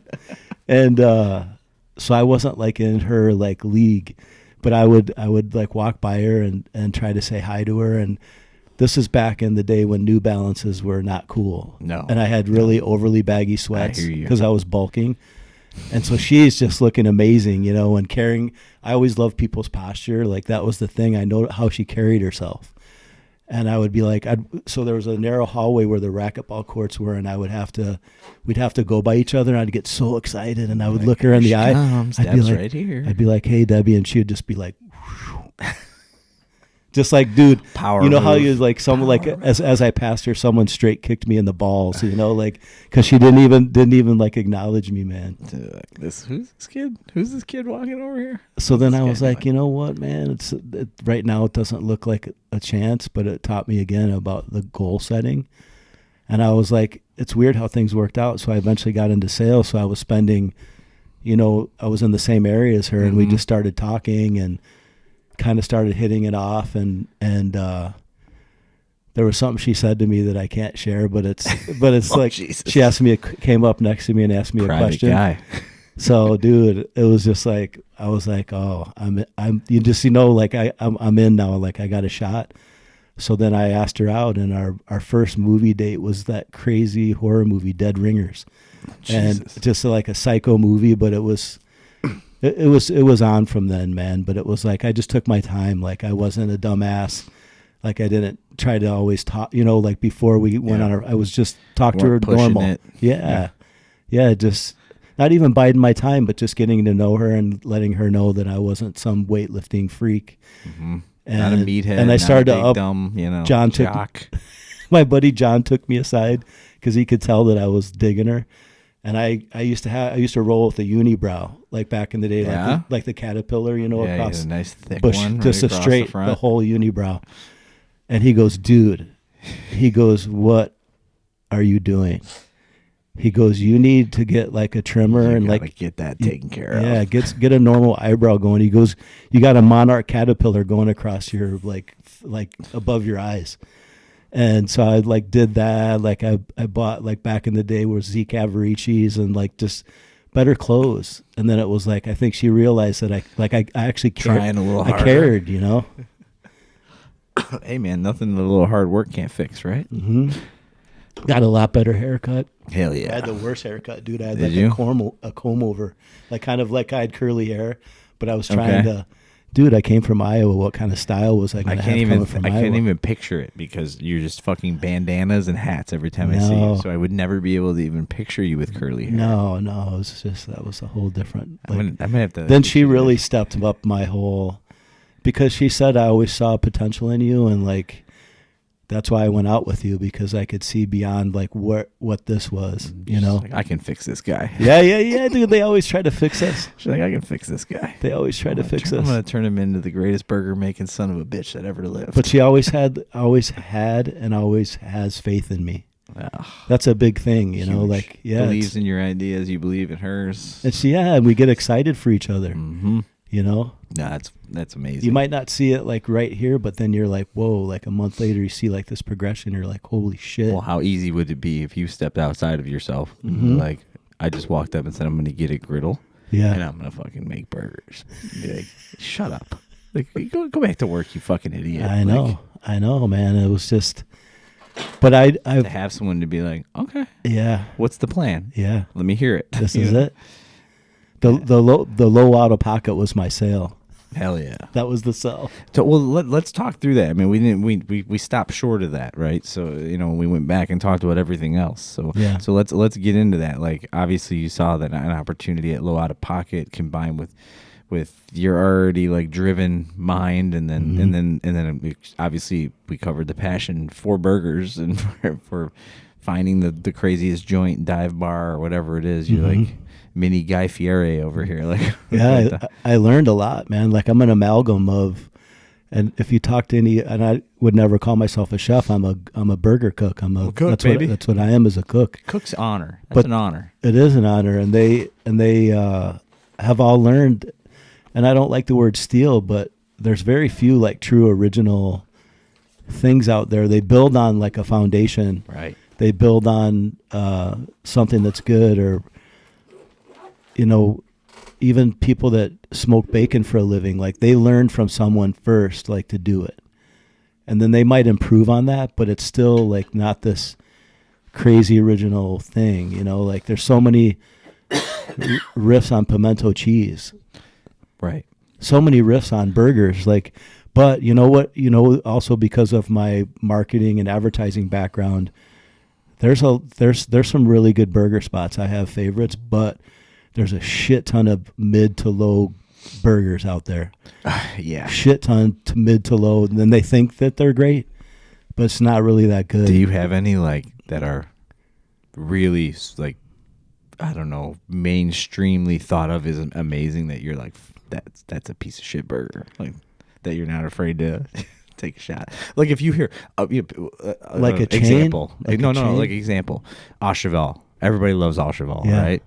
I think Au Cheval is a great burger. Yeah. I'm just wondering, like a person like you, do you go there and say, When they first opened, my buddy Jim Graziano, he's the owner of JP Graziano's, Yeah. the famous sandwich shop on Randolph. Graziano's? Yeah. He took me, I think it was 6 months after they opened, my mind was blown. And then I went back there a year and a half later, and I could tell, because I have a really good sense of smell and a very good sense of taste and a taste memory. And my daughter has an even bigger one than mine. COVID must have scared the shit out of you. Oh, it did, dude. You're like, don't fucking I had take my friends that nose. don't have it back yet. You were like, I don't care about my lungs or whatever. I just don't mess with my nose. Don't mess with my taste. Like, Oh man. And I was like, it was still great, but it wasn't like that first. So I talked to people and they said, yeah, they changed their meat purveyor, because that's what happens. and to you, That's antennas. it's went up, huge. Yeah. right? It's huge because people talk. Here, that's for you. Thank you. I have one can of Brothership in the house. This is one of the. I've never had their beer before. Oh, this is one of the spots I bartend for every now and again out in Mokina, Illinois. The boys out there, Ryan and Does Josh work there? Ryan and Kyle. Josh works there as well. Josh bartends there as well. But this is their Crane. Yep, this is their newest hazy double Nelson effect. Oh man, is that good? It's a big one. It's a big boy. Love it. Woo! It's got Smells some heat. great. I mean, you were talking about your sense of smell. I was like, well, this is no better time. It's got no some better heat, time. man. Yeah, it's 7.5, 7.75, Yeah. I think, on the ABV. But anyways, yeah, like so you walk in there, you're like, something smells different. You It's find just out different. they're changed their meat supplier. Like, yeah, that'll change stuff. So I just knew, like in the first bite, was it still a great, excellent composed product? It was, like, because the Cooked ratio, properly, buns good. the ratio is so important in burgers. What do you mean specific? Go specific. Be more specific. Bun to 'cause- meat ratio. Like if okay. someone bun to meats, is if someone specifically gets is a what you're saying. single, it's not going to be the same ratio. Will the patty still taste good? Yes. Will it be seasoned properly? It won't have as much cheese on it, and then the bun is a brioche bun, so it's a little bigger. So then you're not going to get that. There's almost a half a pound of meat in our double. Like it's just under a half a pound. So, but it's got that ratio because the patties are so thin that everything works together. Like the components of like Au Cheval, that it was very well built. Like they know what they're doing. So yeah, and that was Small totally Cheval just- is even lower though. Like would I go out of my way to go to Small Cheval? I would not. No? Like, but if I Okay. was there, I would eat it. Yeah, Because I I love haven't been out I there love yet. cheeseburgers. I've only been to Au Cheval a couple times. It's a good cheeseburger, but is it a great cheeseburger? Small What's the Cheval, other no. place? It's kind of more low key, like Gretel. Gretel, is that? I haven't No. had Gretel, and I Okay. haven't had Little Bad Wolf yet either. Yeah, but you've been Those are hearing on my about them list too, huh? for a long time. Yeah. Yeah, I see my buddy Abel and Tyson. They go out to Gretel when they get a chance, and that Yeah. seems to be quite a banger. Do you have any little spots like do you ever go back towards like Oregon or like those spots there? Like, do you have any? It's a dead zone. Yeah, nothing Yeah, out for there. burgers. Like I'm not. So how do you feel about Chicago? Like the city itself? Like do you feel like we have a really good representation of burgers there? Oh yeah, I think some of the best. Now I haven't tried like Melvin's and some of the place in New York City that are on my list that I want to try, but like anything that, and I'm not downing Au Cheval. I just can tell when you just know Stuff's when they change changed. it. And then when I asked that, it was confirmed that they did. I don't have that in writing, but that's just my like personal opinion. but I totally get why they're so popular, and I don't have anything against them, and would totally send people there. And you know, you were just asking me my personal experience, so I'm just right, 100%, right. Yeah. And it's like, you know, there's a counter. I support restaurants, little man. tiny bar stools and like Yeah. barely enough Yeah. seating for any, Yeah. you know. Yeah. And there's giant pork belly and bacon options and stuff. There's so many factors that go into it. Yeah. So for you, like when you're approaching a burger, we've already like pretty much, you know, covered how you feel about where you're sourcing your meat from, but like how did you come to your current state of like, all right, it's a Blackstone griddle or some sort of a flat top. Like how did you figure out like this is the way I wanna approach this, and how much like tweaking went in along the way? Well, just cooking burgers over all the years and eating all the different burgers all over the country, is the crust is so key, like on a steak. And how do you get that? You know, cast iron is a great conductor of heat, and it helps with the caramelization process. Where stainless steel, like how the restaurants, most of them have their griddle, you can get a crust on there, but it won't be anything like the crust that we get on our burger because of the high temperature that we use. I don't use any oils. Like I'm not a fan of any of that. Like there's famous burger places where they squirt the oil on there. Right. I don't like any of that stuff. You know, the beef can stand on its own. It's prime beef. It's brisket, chuck, and what was the other thing? And round steak. Like that's our blend. But again, like I asked what the ratio was. Yeah. The brothers. You got the forearm until fold. I move on to the next. You got like, the forearm subject. fold on it. But then they smiled, like, and I got the message that I'm not going to ever get that either. They're like, yeah, you might not hear that from us. You know, so it's pasture raised and then it's grain finished, and that's the kind of beef that I was raised on in Iowa. All the cattle is pasture raised, but then it's grain finished. Yep, ours is pasture raised. I mean, it's small operation. Yeah. When we get our cow. Yeah, but you know, 5 a year, whatever, Yeah. whatever they're doing, and it's just open. You know, it's eating grass and whatnot. But then it's, and you know, we're going over there and feeding it. You know, feeding it hay with the neighbors. So it's that's cool. Well, all my kids name them all, which is funny because you think you're instinctually like, fuck, don't name them. You know? Yeah. But it's become a thing, and they usually name them after their cousins. Yeah. So like they'll name them my kids' names, and then my kids will name them their cousins' names, and then like, oh, who we eat? We're eating Teddy this week. We got Teddy this week. Oh, okay. So you guys are psychopaths. But I mean, and then they do get grain. I mean, they're marveled. They're oh man, they're marveled big boys. That's anyway, awesome. sorry, I didn't mean to jump in on your No. you know, going through the caramelization on the edges, like the flat top cast iron. Yeah. I mean, shit. Where were we going with that? Like you were kind of. How did you get there? You know, like how did you say, like how much tweaking, how many burgers cooked, how many, you know. You know what led me to the smash burger thing was like how did you decide smash versus like maybe a little thicker versus like, you know, double patty? Well, I'm an A to B person. I like to, you know, like I don't want to spend a lot of time and so taking the Serve Safe managerial, that 8-hour class, like I learned, like I thought I knew so much about food safety and, you know, hand washing and all of these things, and what an enlightening and knowledgeable experience that was. I really, really opened my eyes to like what my responsibility is to the public, and then B, like the cleanliness and temp and everything like that. And then thirdly, back to the temp, I'm a huge fan of the tavern style burger, back to the crust, because each side sits there for so long like a steak, and then the middle's medium rare. Yeah. But I have to serve our burgers at like Big 175, burger, 175. Yeah. So that whole method would take forever, like to cook on the griddle. You know what I mean? And you don't have that kind of time. I mean, people still have to wait for our burger. So the smash burger is always like 175 or above because it's such a thin patty that it comes to temp. And then that's for health code reasons. So I'm solving two things. You know, I'm expediting, but I'm also supplying something that's very food safe. Yeah, I also love that type of burger, so Yeah, I'm not mad. I love I'm that. not mad at that being a You quicker. bite it and the juices run down your forearms. Yeah, I don't give a fuck. I love it. Yeah, yeah. Well, you know, Like the beef you get, my first burger I would make with the beef you get would be a tavern style. Okay. Yeah. Sweet. Yeah. Don't leave here without letting me go down and grab you a couple of those. So my friend, you probably don't know this, but I think you know him, Ken. Do you remember Ken that worked at Microphone? Short, beefy Oh, dude. Ken Jammin. Yeah, I thought he was yeah. a stoner and he doesn't even get high. Nope. Not Ken doesn't even get high. Because his eyes would be like the one eye would. He would be like this, and I'd be like, "Oh, dude, this guy's fucking blown. ripped. He's gone, man." Ken is one of my.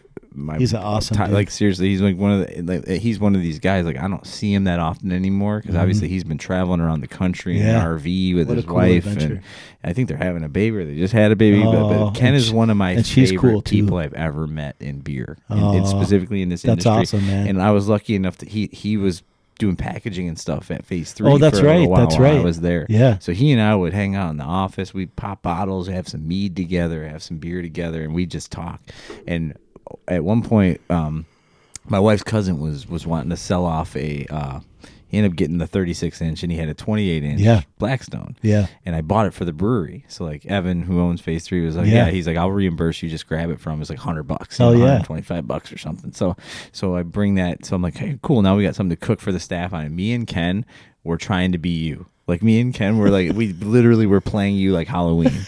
Like we fucking put bandanas on. No way, dude. There's a picture. There's a picture of us. No way. I have a picture of us. I'll have to show it to you later. That's badass. But yeah, but me and Ken was like, yeah, he's like, I use only his seasoning, and like, so we had our little cup of seasoning. And Ken had a whole system. He's like, I like this many grams on my, this weight on the ball, and I set 8 up, and I go smash, and then I come back around. That's season, come back, flip, and then cheese, seasoning, cheese.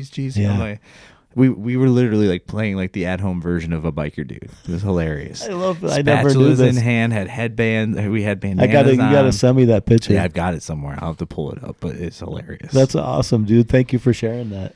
Yeah, me and Ken were huge fans of your burger, first of all, and then you as a person. So you were definitely one of these people that like in the industry that we love to talk about. We're like, oh yeah, and we model our burgers. I'd bring 4 pounds of my meat from the cow. Oh, yum. And Ken would bring all the accoutrement, and then he and I would cook for the staff. Once a month or something. But this is delicious. Yeah. Dude, Brothership knows what they're doing out there. They make the hazy so IPA just as good. Dan, their newer brewer out there, he's killing it right now. That's awesome. So, anyways, back to the burger smashing. Have you? Well, not have you. I know obviously you've been trying them all over the country or whatever. Whenever you're traveling, I'm sure you're trying out burgers. There was a spot in Miami. I think he calls himself Ted's or something. I don't know if you've ever heard of Smashburger him. place. But I don't know. I think so, I right? don't know if he has a place or if he's just. But he's at like I think Jay he's Wakefield in Miami. Pop up, right? Yeah, I think he is, and it's like it's one of these methods of like the onion goes down and they like smash into the onion. The Oklahoma style. Thing. Is that what they call that? Yeah. Okay. All right. I mean, have you tried burgers like that? Like, it's like why do it the way you do it versus any other way? Like, I don't like. I don't like this word, but I'm a purist when it comes to burgers. Like I love onions, but that's not something that I'm interested in doing because I feel like the onion it's a too dominant of a flavor.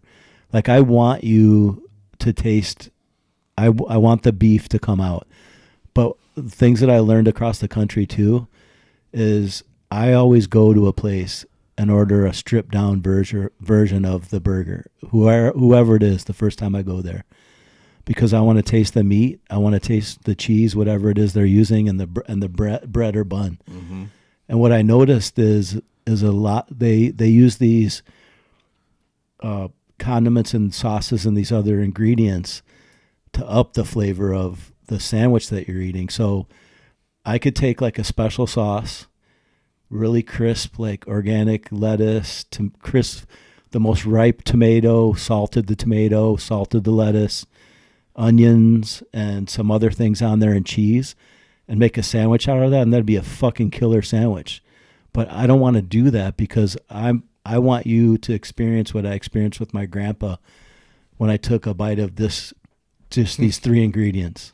It's funny you have like a seminal moment you want people to experience. Yeah, like taste memories. Recreate. Yeah, it's because that was one of the reasons why I created this thing. But what I was getting to is a lot of places don't season their burgers enough or properly. That bothers me. Because if you strip it down, when I've stripped it down, and I don't name names like there's McDonald's. not a lot of flavor. Yeah. You know, in the beef itself, there's not a lot of flavor, and I'm like, beef is very distinctive. If it's quality beef, man, you cook it right, and season it, man, it's gonna be outstanding. It's gonna bang either way. Yep. Yeah, and it's funny watching humans take a bite. They've been eating mid burgers for a long time. A lot of mid burgers out there, and they take a bite, and they're just like. And when I shoot food videos, that's the same thing. Like I'm not gonna share a food video unless I've had that experience where I look over and I'm like, what? You take your first bite, you're like, what the fuck? Yeah, that's it right there. But and we should look for that. We shouldn't settle for mid. I worry about unless you're in a hurry and this is your kid's favorite place. I get that, yeah, I'm down with that. But I'm just saying, I got that personally, experience all the time. I got 3 kids. You know, they you never agree. They never want the same thing. And it's you know, and it changes. The goalposts are moving every day. My son used to be a smashburger junkie. Now he likes a junior pub burger. You know, he'd rather have a thicker burger nowadays. You know, but that the whole idea of excuse me of having that experience and giving other people that experience, I think that's so understated. I think you kind of gloss over that in a little bit of that way. Like that's such a big deal that you're even thinking about that while it's happening. It's like, other than just like, I'm just trying to give you a burger.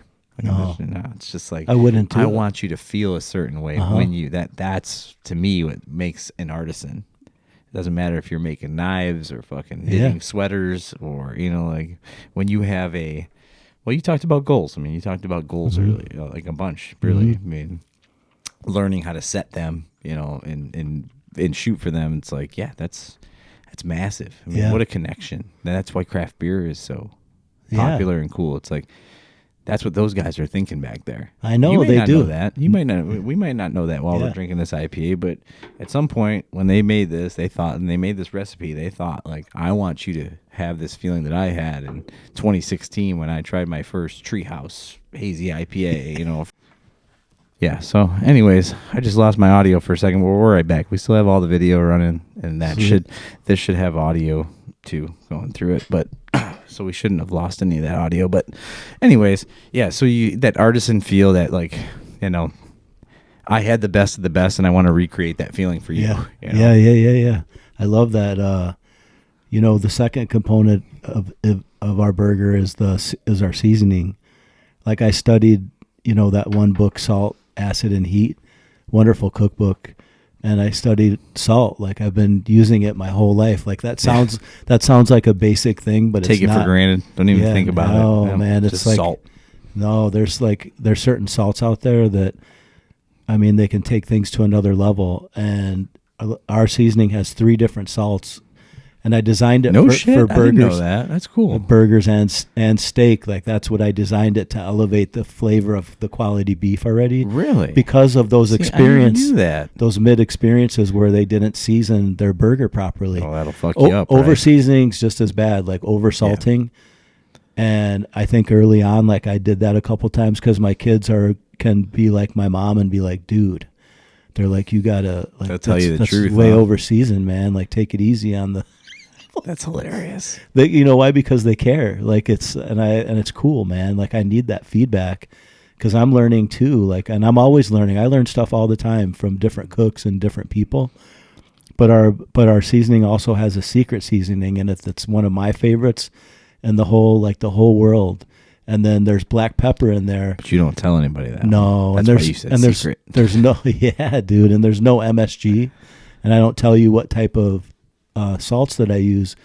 I'll get into arguments with my chef friends because I'll tell them I don't use MSG, and MSG in my mind it's an absolute success, like, winner for potentiating the increase in flavor. Like, it actually works. Right. It really does. Chinese food right there. but I've had conversations where the sous chef or whoever will tell me, and again, I won't name names, is that they go through he goes, look at that. He goes, I go through a bucket of that every month. And I'm like, it's wild. And I didn't like how it made me feel. Like, when I would go to restaurants like Asian restaurants and almost every restaurant that you go to that's at a above mid-level is using MSG. Whatever level it is, I don't know, but I know when I've had too much. Yeah. And they send me articles by scientists that say it has no effect. Right, because MSG's gotten a bad rap over the years. Yeah. Like completely unhealthy. Like people. Yeah. You know, And I'm not like saturated that. fat versus fat. It's sugar. The sugar industry. You can go through all these fucking things that we've been told and we grew up on. Yeah. This is bad for you. This is bad for you. But maybe it's actually not. But yeah, MSG is one of those things I think that got a little bit overly hated. Yes. You know, and but like you're kind of alluding to, there's a point where yes, it does become that. Yeah, I mean, plus for me, like if this upsets people, then it does. I feel like it's an easy way out. I could have used MSG too. Right. But I made the choice because I won't use it. I don't like how it makes me feel. I'm not going to serve that to you. Initially, when we first started, I'm a big fan of the flavor and meltability of Velveeta.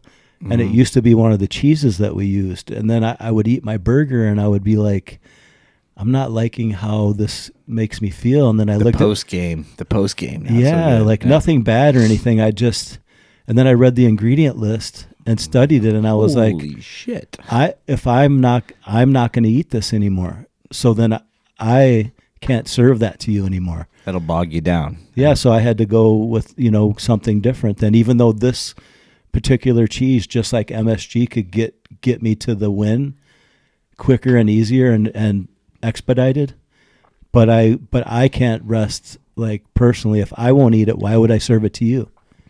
Mertz. Oh, man. Mertz, yeah. Mertz, yeah. That's what I'm thinking. I'm addicted to that stuff. Dude, how good is it though? It's so good. Is that the stone? No, it's not only the Stoner Burger, is it? Or is it not just? I'll put it on our special sometimes, whatever the special is. But yeah, the Stoner is definitely like a decent amount of Mercs. What's the Stoner Burger again? The Stoner's basic. It's just a triple, and then a nice layer of the Mercs on the bottom, and a shit ton of Frank's buffalo sauce. That's what it was, Frank. That's how. Yeah. What ingredient am I missing? Don't you've done one with the Cheeto with like hot Cheetos on it, right? Yeah, or FHC, the oven is the flaming hot Cheeto burger. There it is. Okay. For my grandson, that was his favorite burger. They live in Idaho now. So good. Dude, getting solid potatoes. It's the one thing. The one. I mean, and maybe we all were like Idaho potatoes. Yeah. No, seriously, dude. Boise. I'll move to Boise right now. I'd move to Boise right now. I think Boise is one of those places where people are like, shut the fuck up. Don't tell people about how awesome Boise is, because then people are going to start moving here and ruining it. They love it. Yeah. They love living there. I knew it. It's like how Austin, Texas used to be. Yeah. Austin, Texas used to be this place where it was like really cool and like weird and fun, and it's Texas, but it's liberal. It's really, really an odd place, you know. Yeah. And now like technology, like the tech companies moved in. Now it's just, they're trying to ruin it, I think, actively. Yeah. But I think Boise, place like Billings, Montana, I've heard the same things about. Like crazy. Sorry, that was a total tangent sidetrack, but the different kind of names and ingredients that you're using, and I like the way you guys do it. You have like your classic, you know, you've got the Stoner Burger seems to be a pretty staple piece for you. Yeah. How much, like, you have one that you do like the almost like a mufflata, like an what do you call it, the olive? It's the muffaletta smash. Yes. And I use because I had, again, that amazing food experience. I ordered Central Groceries muffaletta, and they sent it to me, and it was one of those experiences where you take a bite and you're like, man, I mean, it's a mass of what they sent. On a burger. So my mouth just watered thinking about it, So do you use that specific? Yeah, it's very expensive. It's like $25 or $35 a bottle. But it's worth it. It is worth it, man, because the olives are big. Like it's good, man. It's a good one, and it's because of them. But like I said before, like I look at everything as team. Like Merck's, the breweries, my butcher. But before I forget, back to the seasoning, I hand grind it in a granite molcajete. So again, like the love. Of course you do. Like I'm like giving the love, Yeah. And I love working with that stone, like the stone. Yeah. It's a hand. Like that molcajete. Sensory experience. And it's just so funny. I used to look at it for years and years and never used it. And then the night before my first cook, it was almost like divine intervention. This combination came to me, and I just went like a scientist, and was like, and it just all like, it was, I can't even explain it. It just happened. And people use it on everything. Oh my God, it's so good. Scrambled eggs, like you everything. brought me a bottle of it. Thank you. For sure, dude. Like amazing. But again, I don't make claims. Like I don't, you know what I mean? Don't it's need not to. my thing. You don't need to. Other people make them for you. So, Yeah. Well, no matter if it's Crazy Josh Crane or me or whoever, That's how we're all going to make it for you. I'm just grateful, and so many of us believe in you and what you do. So, yeah. Well, again, like I'm grateful, and thank you to all of our customers, man. I am so grateful. I try to tell them every time when I can that thank you for coming, thank you for your business. I don't take any one of them for granted. You really don't. Because they're coming like... I feel like people had to force you to be like, hey, encourage people to post a picture of it. Like, you're like, no. But now it's nice to see people like putting up the pictures and being like, look at this thing. And look at the fucking cheese falling out of the side of it. And they're just... Every time I see one of your burgers, I'm like, oh, we should go. Like, he's 45 minutes away. We should still go. Like, 45, man. Yeah, like, that's I don't a know. haul. Yeah, well, whatever, dude. I should know better. If you're at Microphone, we should be there. Like, if you're there, I should be there at noon waiting for my burger, not wait until 4 o'clock to get there or something. I mean, you sell out. That's the thing, right? Like, you always sell out. No, that's the thing. That's a misnomer. Like, 85% of the time we sell out because I have data from, all these years of cooking, but I can still only make a rough guess. So my new goal now is to always feed the line, because I always feel bad if someone comes to get a burger and they don't get a burger, but if you wait in line and don't get a burger, that's fucked up. I feel bad. Like it's something that bothers me, and we've done a much better job this year at feeding the lines.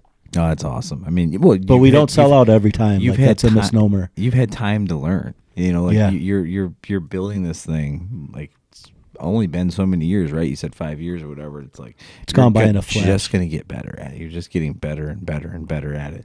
I mean, I don't know if the burgers changed much. I don't know if you've changed how you're approaching it. If like when you started 5 years ago, you locked in this. You did mention you were a tweaker earlier. You were like, but I don't know if you're still tweaking. But that seasoning, I don't think we covered the bun. Yeah. Do we not cover the bun, or is that like a top secret thing too, or is that? It's semi like secret, but okay, I'm fine with that. Yeah, but it's a hybrid. But it's good. Hybrid brioche. Okay. Because I like that there's a little bit of sweetness and butter in there, and that way I don't have to, it toasts really nice. I don't have to, do a butter roller or anything like that. So you don't do anything. You just put them face down. Got to be toasted. For Yeah. A couple seconds, couple minutes. It depends with the weather. What are you at? Like 450, 500? Like what's that griddle top at? It varies, but I everything's maxed out. Everything's maxed out. You go full max. Do you use a Blackstone or do you use a different brand? Oh, Blackstone. It is a Blackstone. What? I talk about a brand that's built over the last 10 years or so. Not even 10 every years. Every dude is like, everybody's got a Blackstone. Honey, I gotta get a Blackstone. It's my Father's Day gift, like a couple years back. Oh, you got one? Yeah, that's key. 36-incher. I mean, can't beat that. You can do so much stuff on that thing. It's great. And it's like, I don't know if it has to be a Blackstone. Like, my dad's got a non-Blackstone. It works great. I don't know. but mine, I feel like it's gotta have a everybody's gotta have a Blackstone. Yeah. The other thing I wanted to talk about too with you is I don't know if you're still doing it regularly, but you were doing those videos. You had mentioned we mentioned them a couple times through conversation. Yeah. But just to focus on them, like, those are some cool ass videos. I don't know who that is doing them with you, like filming, editing. But yeah, George, my cameraman, just an amazing, cool dude, man. Like, and I miss working with him, but I got so busy with this. And I was doing 5 days a week. I can't believe I was doing it like that much, doing it myself. Like, you take a beating. So now we're booked for all of next year, Fridays and Saturdays for the whole year. But I wanted to leave some Sundays open and Wednesdays we're doing a push for more catering. Because then I know exactly the amount to bring. Like, there's no guesswork. Like, are you doing anything else right now? This is what professionally? This is what I do for a living. Yeah. And you're booked out Fridays and Saturdays. Yeah.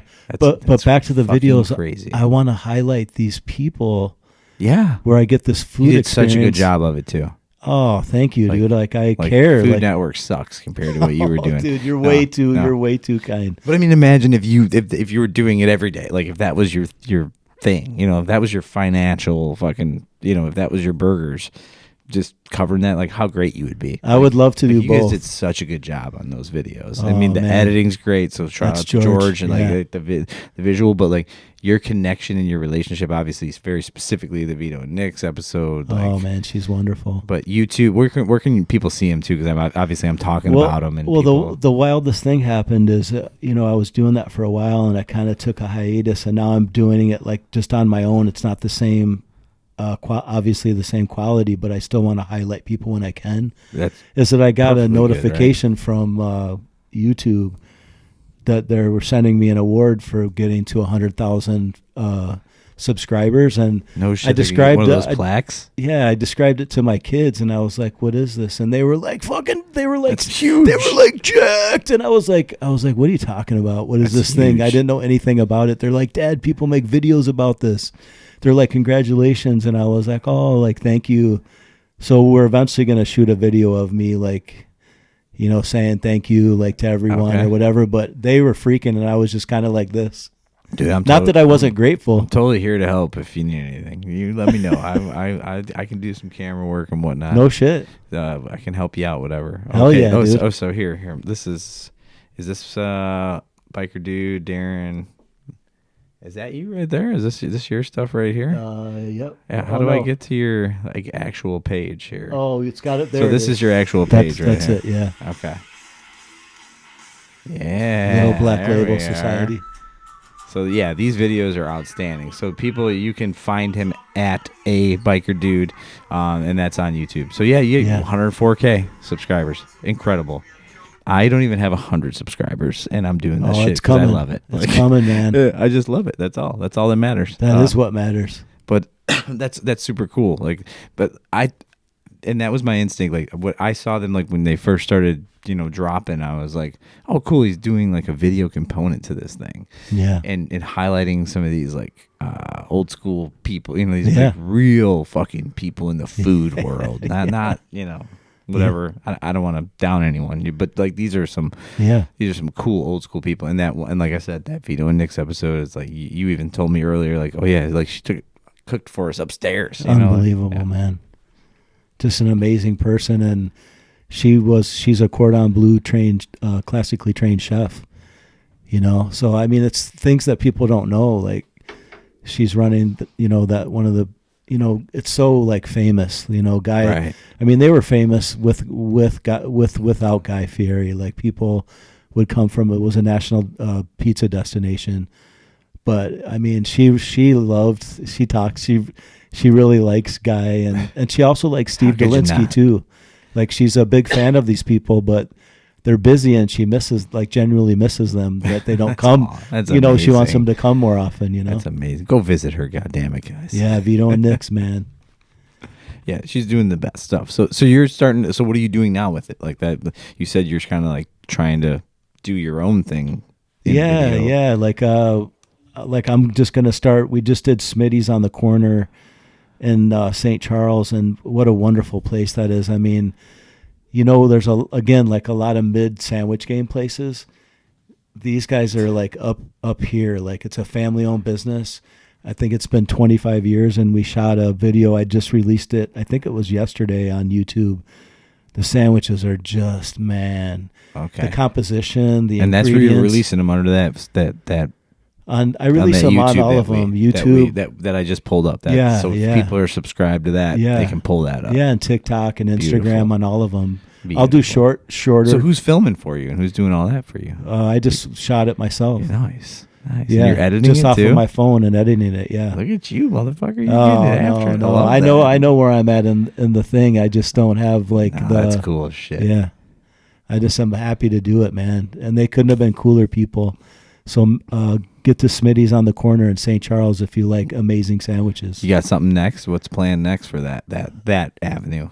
I have a whole list at home that I'm gonna do, but I can't think of like the ones. That's all right. I'm kind of on an Asian bent right now. I went to Hell yeah. Sozai Bonsai. Okay. Dude, I had the best ebi, the fried shrimp. that I've ever had in my life. And I had an even cooler experience because I was like, what is this white sauce? Usually it's like a teriyaki riff. Big brown, it was sweet. It was fucking tartar sauce. Homemade tartar sauce. I've never had that in an Asian restaurant in my life. You're like, ooh, you didn't see that coming, Darrin. Shit, bro. That was insane. I love that. I love that you're still so passionate about it. Like, even though you're mired in like making food for people and getting paid for it. Like, well, let's cover that real quick at the end here. Like, let's talk about like what do you got coming up? Like, so anticipate this will probably come out on Monday. So in about 5 days or so. Sweet, dude. So what do you got coming up? Do you know? Do you have to pull it up in your phone? Like what where you're going to be? Like where we're cooking, we'll be at Solemn Oath on Saturday. We don't quit, but we kind of wind it down like through the holiday weeks. You know, Thanksgiving. So wait, it's Wednesday now. You're going to be there on Saturday, like this Saturday. Yep. Well, the people are going to miss that because it's going to come out 2 days after that. So tough luck, Solemn Oath people. All right, so if you need time, pull it up. Yeah, go ahead and pull it up. Thank you. As he genies up his things. Pollyanna Lamont on the 23rd. 23rd, Pollyanna Lamont. November. I really like that. That's a cool location, man. Yeah, they're awesome, dude. And speaking of food and passion, and people that I goddamn love, and who's going to be a guest on this podcast hopefully pretty soon, is my good friend who worked with me at. He was one of our lead sales guys at Phase 3, Johnski.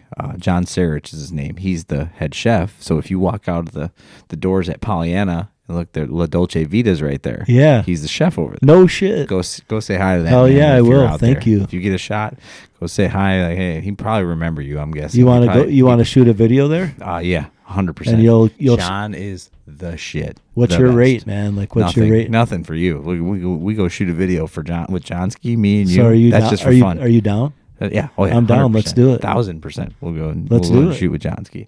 Well, he's got. I keep bugging him about doing this. What's your favorite dish there? Do you have a favorite? I don't, because the only time when we go there, if he's back there, he's just like, well, what does he want?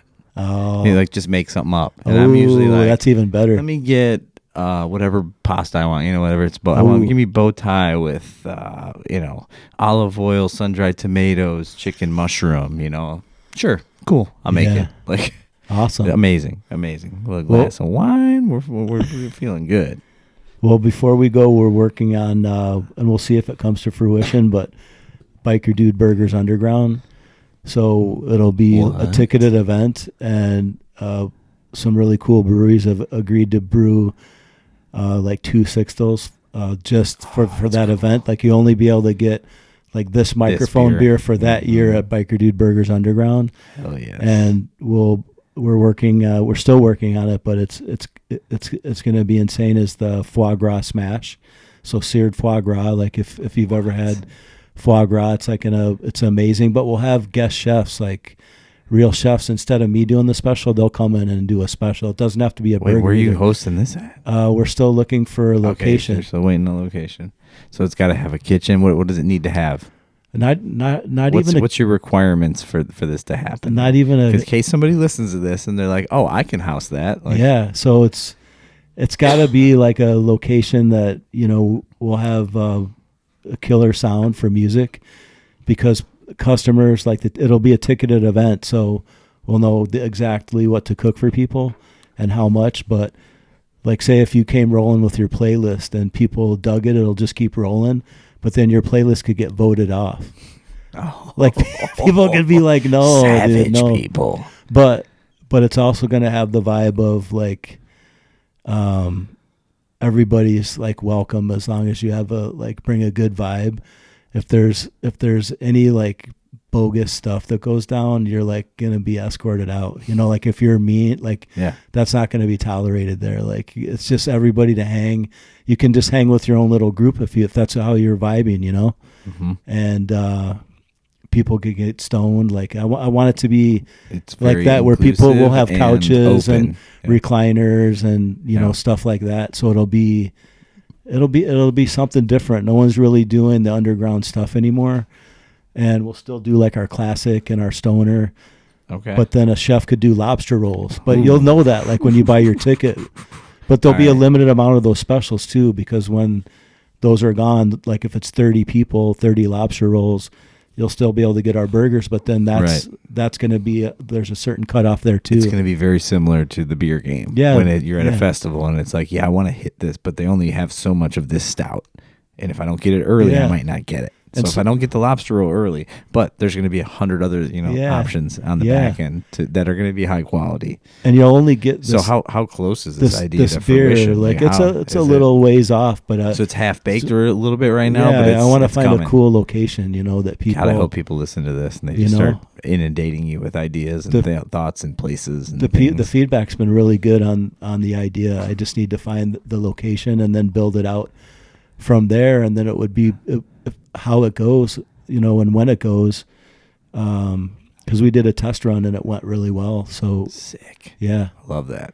So it'll be, but it's just all about fun, man, and killer food and, hell yeah. Just something different. How I go to all the breweries, I want the breweries to come to us and serve. So every person will get that, a pint of that one beer, but then there'll also be like 4 taps or whatever it would be. Like Microphone would show up with their, their setup and pour their other beers to make money. Like I want them. You're not trying to make. Yeah, I see. What you're I saying. want them to make money on it. Like I make money when I go to Microphone or, Phase 3 or Except any of these other alcohol places. and all that. It's all harder to license and I move know. around. I know. Not that food's easy, but it's like. And the getting high thing won't be public. It'll just be known among people that are, people that are. Know what go, or after they've gone to the first one. Right. They'll be down. Make this a whole series. Because a lot of people like to smoke weed and drink beer, like together. And eat. Eat. Yeah. Yeah. Do all of it at the same time. So with cool people. It's all about being with cool people. It's about good vibes. Like that's one of the main reasons I'm here with you, because I'm a very vibe sensitive person, and I met you the first time. And I thought to myself, I really like this dude, man. He's got good vibes. Yeah. Joe Bobby felt the rolls same with good vibes, you know? Yeah. I'm like, so I want to hang with people like that. This guy could be like a crazy fucking hardcore, biker dude that's just tough and no, you're just like a cool guy that you like motorcycles and you making burgers. I've ridden all over the country, man. Incredible. I mean, that's what you bring, like that vibe, like you brought. And I think that's why everybody in an industry that can be very I don't know, wildly liberal, but also, it's got a little bit of everything. Don't get me wrong. It's a very blended, like hobby or, big thing. Craft beer can appeal to a lot of people. Yeah. But it can be like a very one-way street sometimes. It's like you touch everything. Like you just completely can relate to anyone. Yeah. It's like you don't have to be a 25-year-old punk rock, yeah.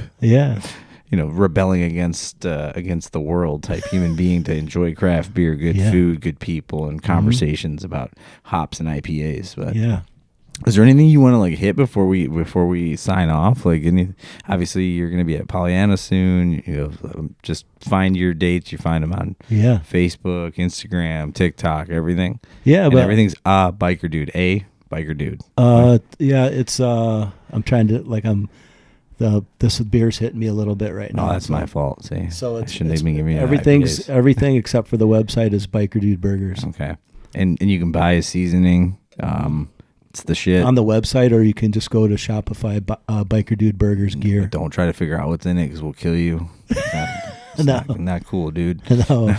It'll just up your game, man. It'll up your cooking game. Hell, dude, literally, that. You don't have to say that. I can say that for them. I've actually used it, so I know it's gonna up the cooking game. And then to have people just tell me, man, where you want Joe and I to go for food videos. Yeah, if you want to see videos, you let us know. I'm down. I'll trail this man wherever it takes. Yeah, just let us know your favorite Italian beef, your favorite pizza, what if we haven't, what's if I number haven't, two, if burgers didn't exist, what would you do? What would this profession be? I mean, well, I could eat Asian food, Asian serving the shit. an entree of Asian food every day of my life. I like that flavor profile, and you can change the spice umami, level of it. Or what's that? Umami type, or do you like the spice of it, I like the texture. I like the flavor. I like that soy sauce base. I like their heavy use of vegetables, but with a protein. And I don't know. I love rice too. Yeah. I'll go to a sushi restaurant and I'll try their rice. Alone. Yeah. Because if the sushi rice isn't good or just mid, your rolls and your sushi is not going to be great. Dude, because I want to taste. Because you can tell. Profound. You're profound. That's all there is to it. It's just those simple things, huge. man. It's huge. It's like a rice cooker is essential to have in your home. I love having a rice cooker at home. Oh, it's amazing, man.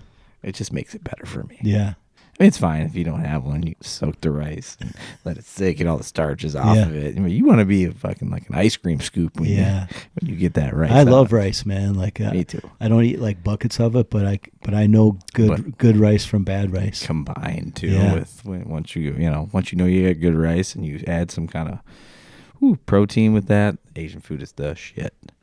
Well, you're gonna see us doing some stuff. Me and you are gonna do something. Oh yeah, I don't care. This was awesome, by the way. Yeah, I really enjoyed appreciate it. Thank you again for having us. I know it's a haul coming from the north. Down here to come see me. So I really appreciate it. Anything else you want to talk about before I sign it off? No, man. Get back to your life. We're just gonna keep rolling, riding, and smashing. Boom, rolling, riding, smashing. Is that like written somewhere? You got T-shirts. You got all kinds of cool shit people can buy. Yeah. Hopefully I'll see all of you guys at a line for a biker burger at some point. Awesome. A biker dude burger at some point. Awesome, brother. Darrin, thank you, man. Thank you, dude. Appreciate it. Cheers, brother. Thank you, bro. That was fun, man.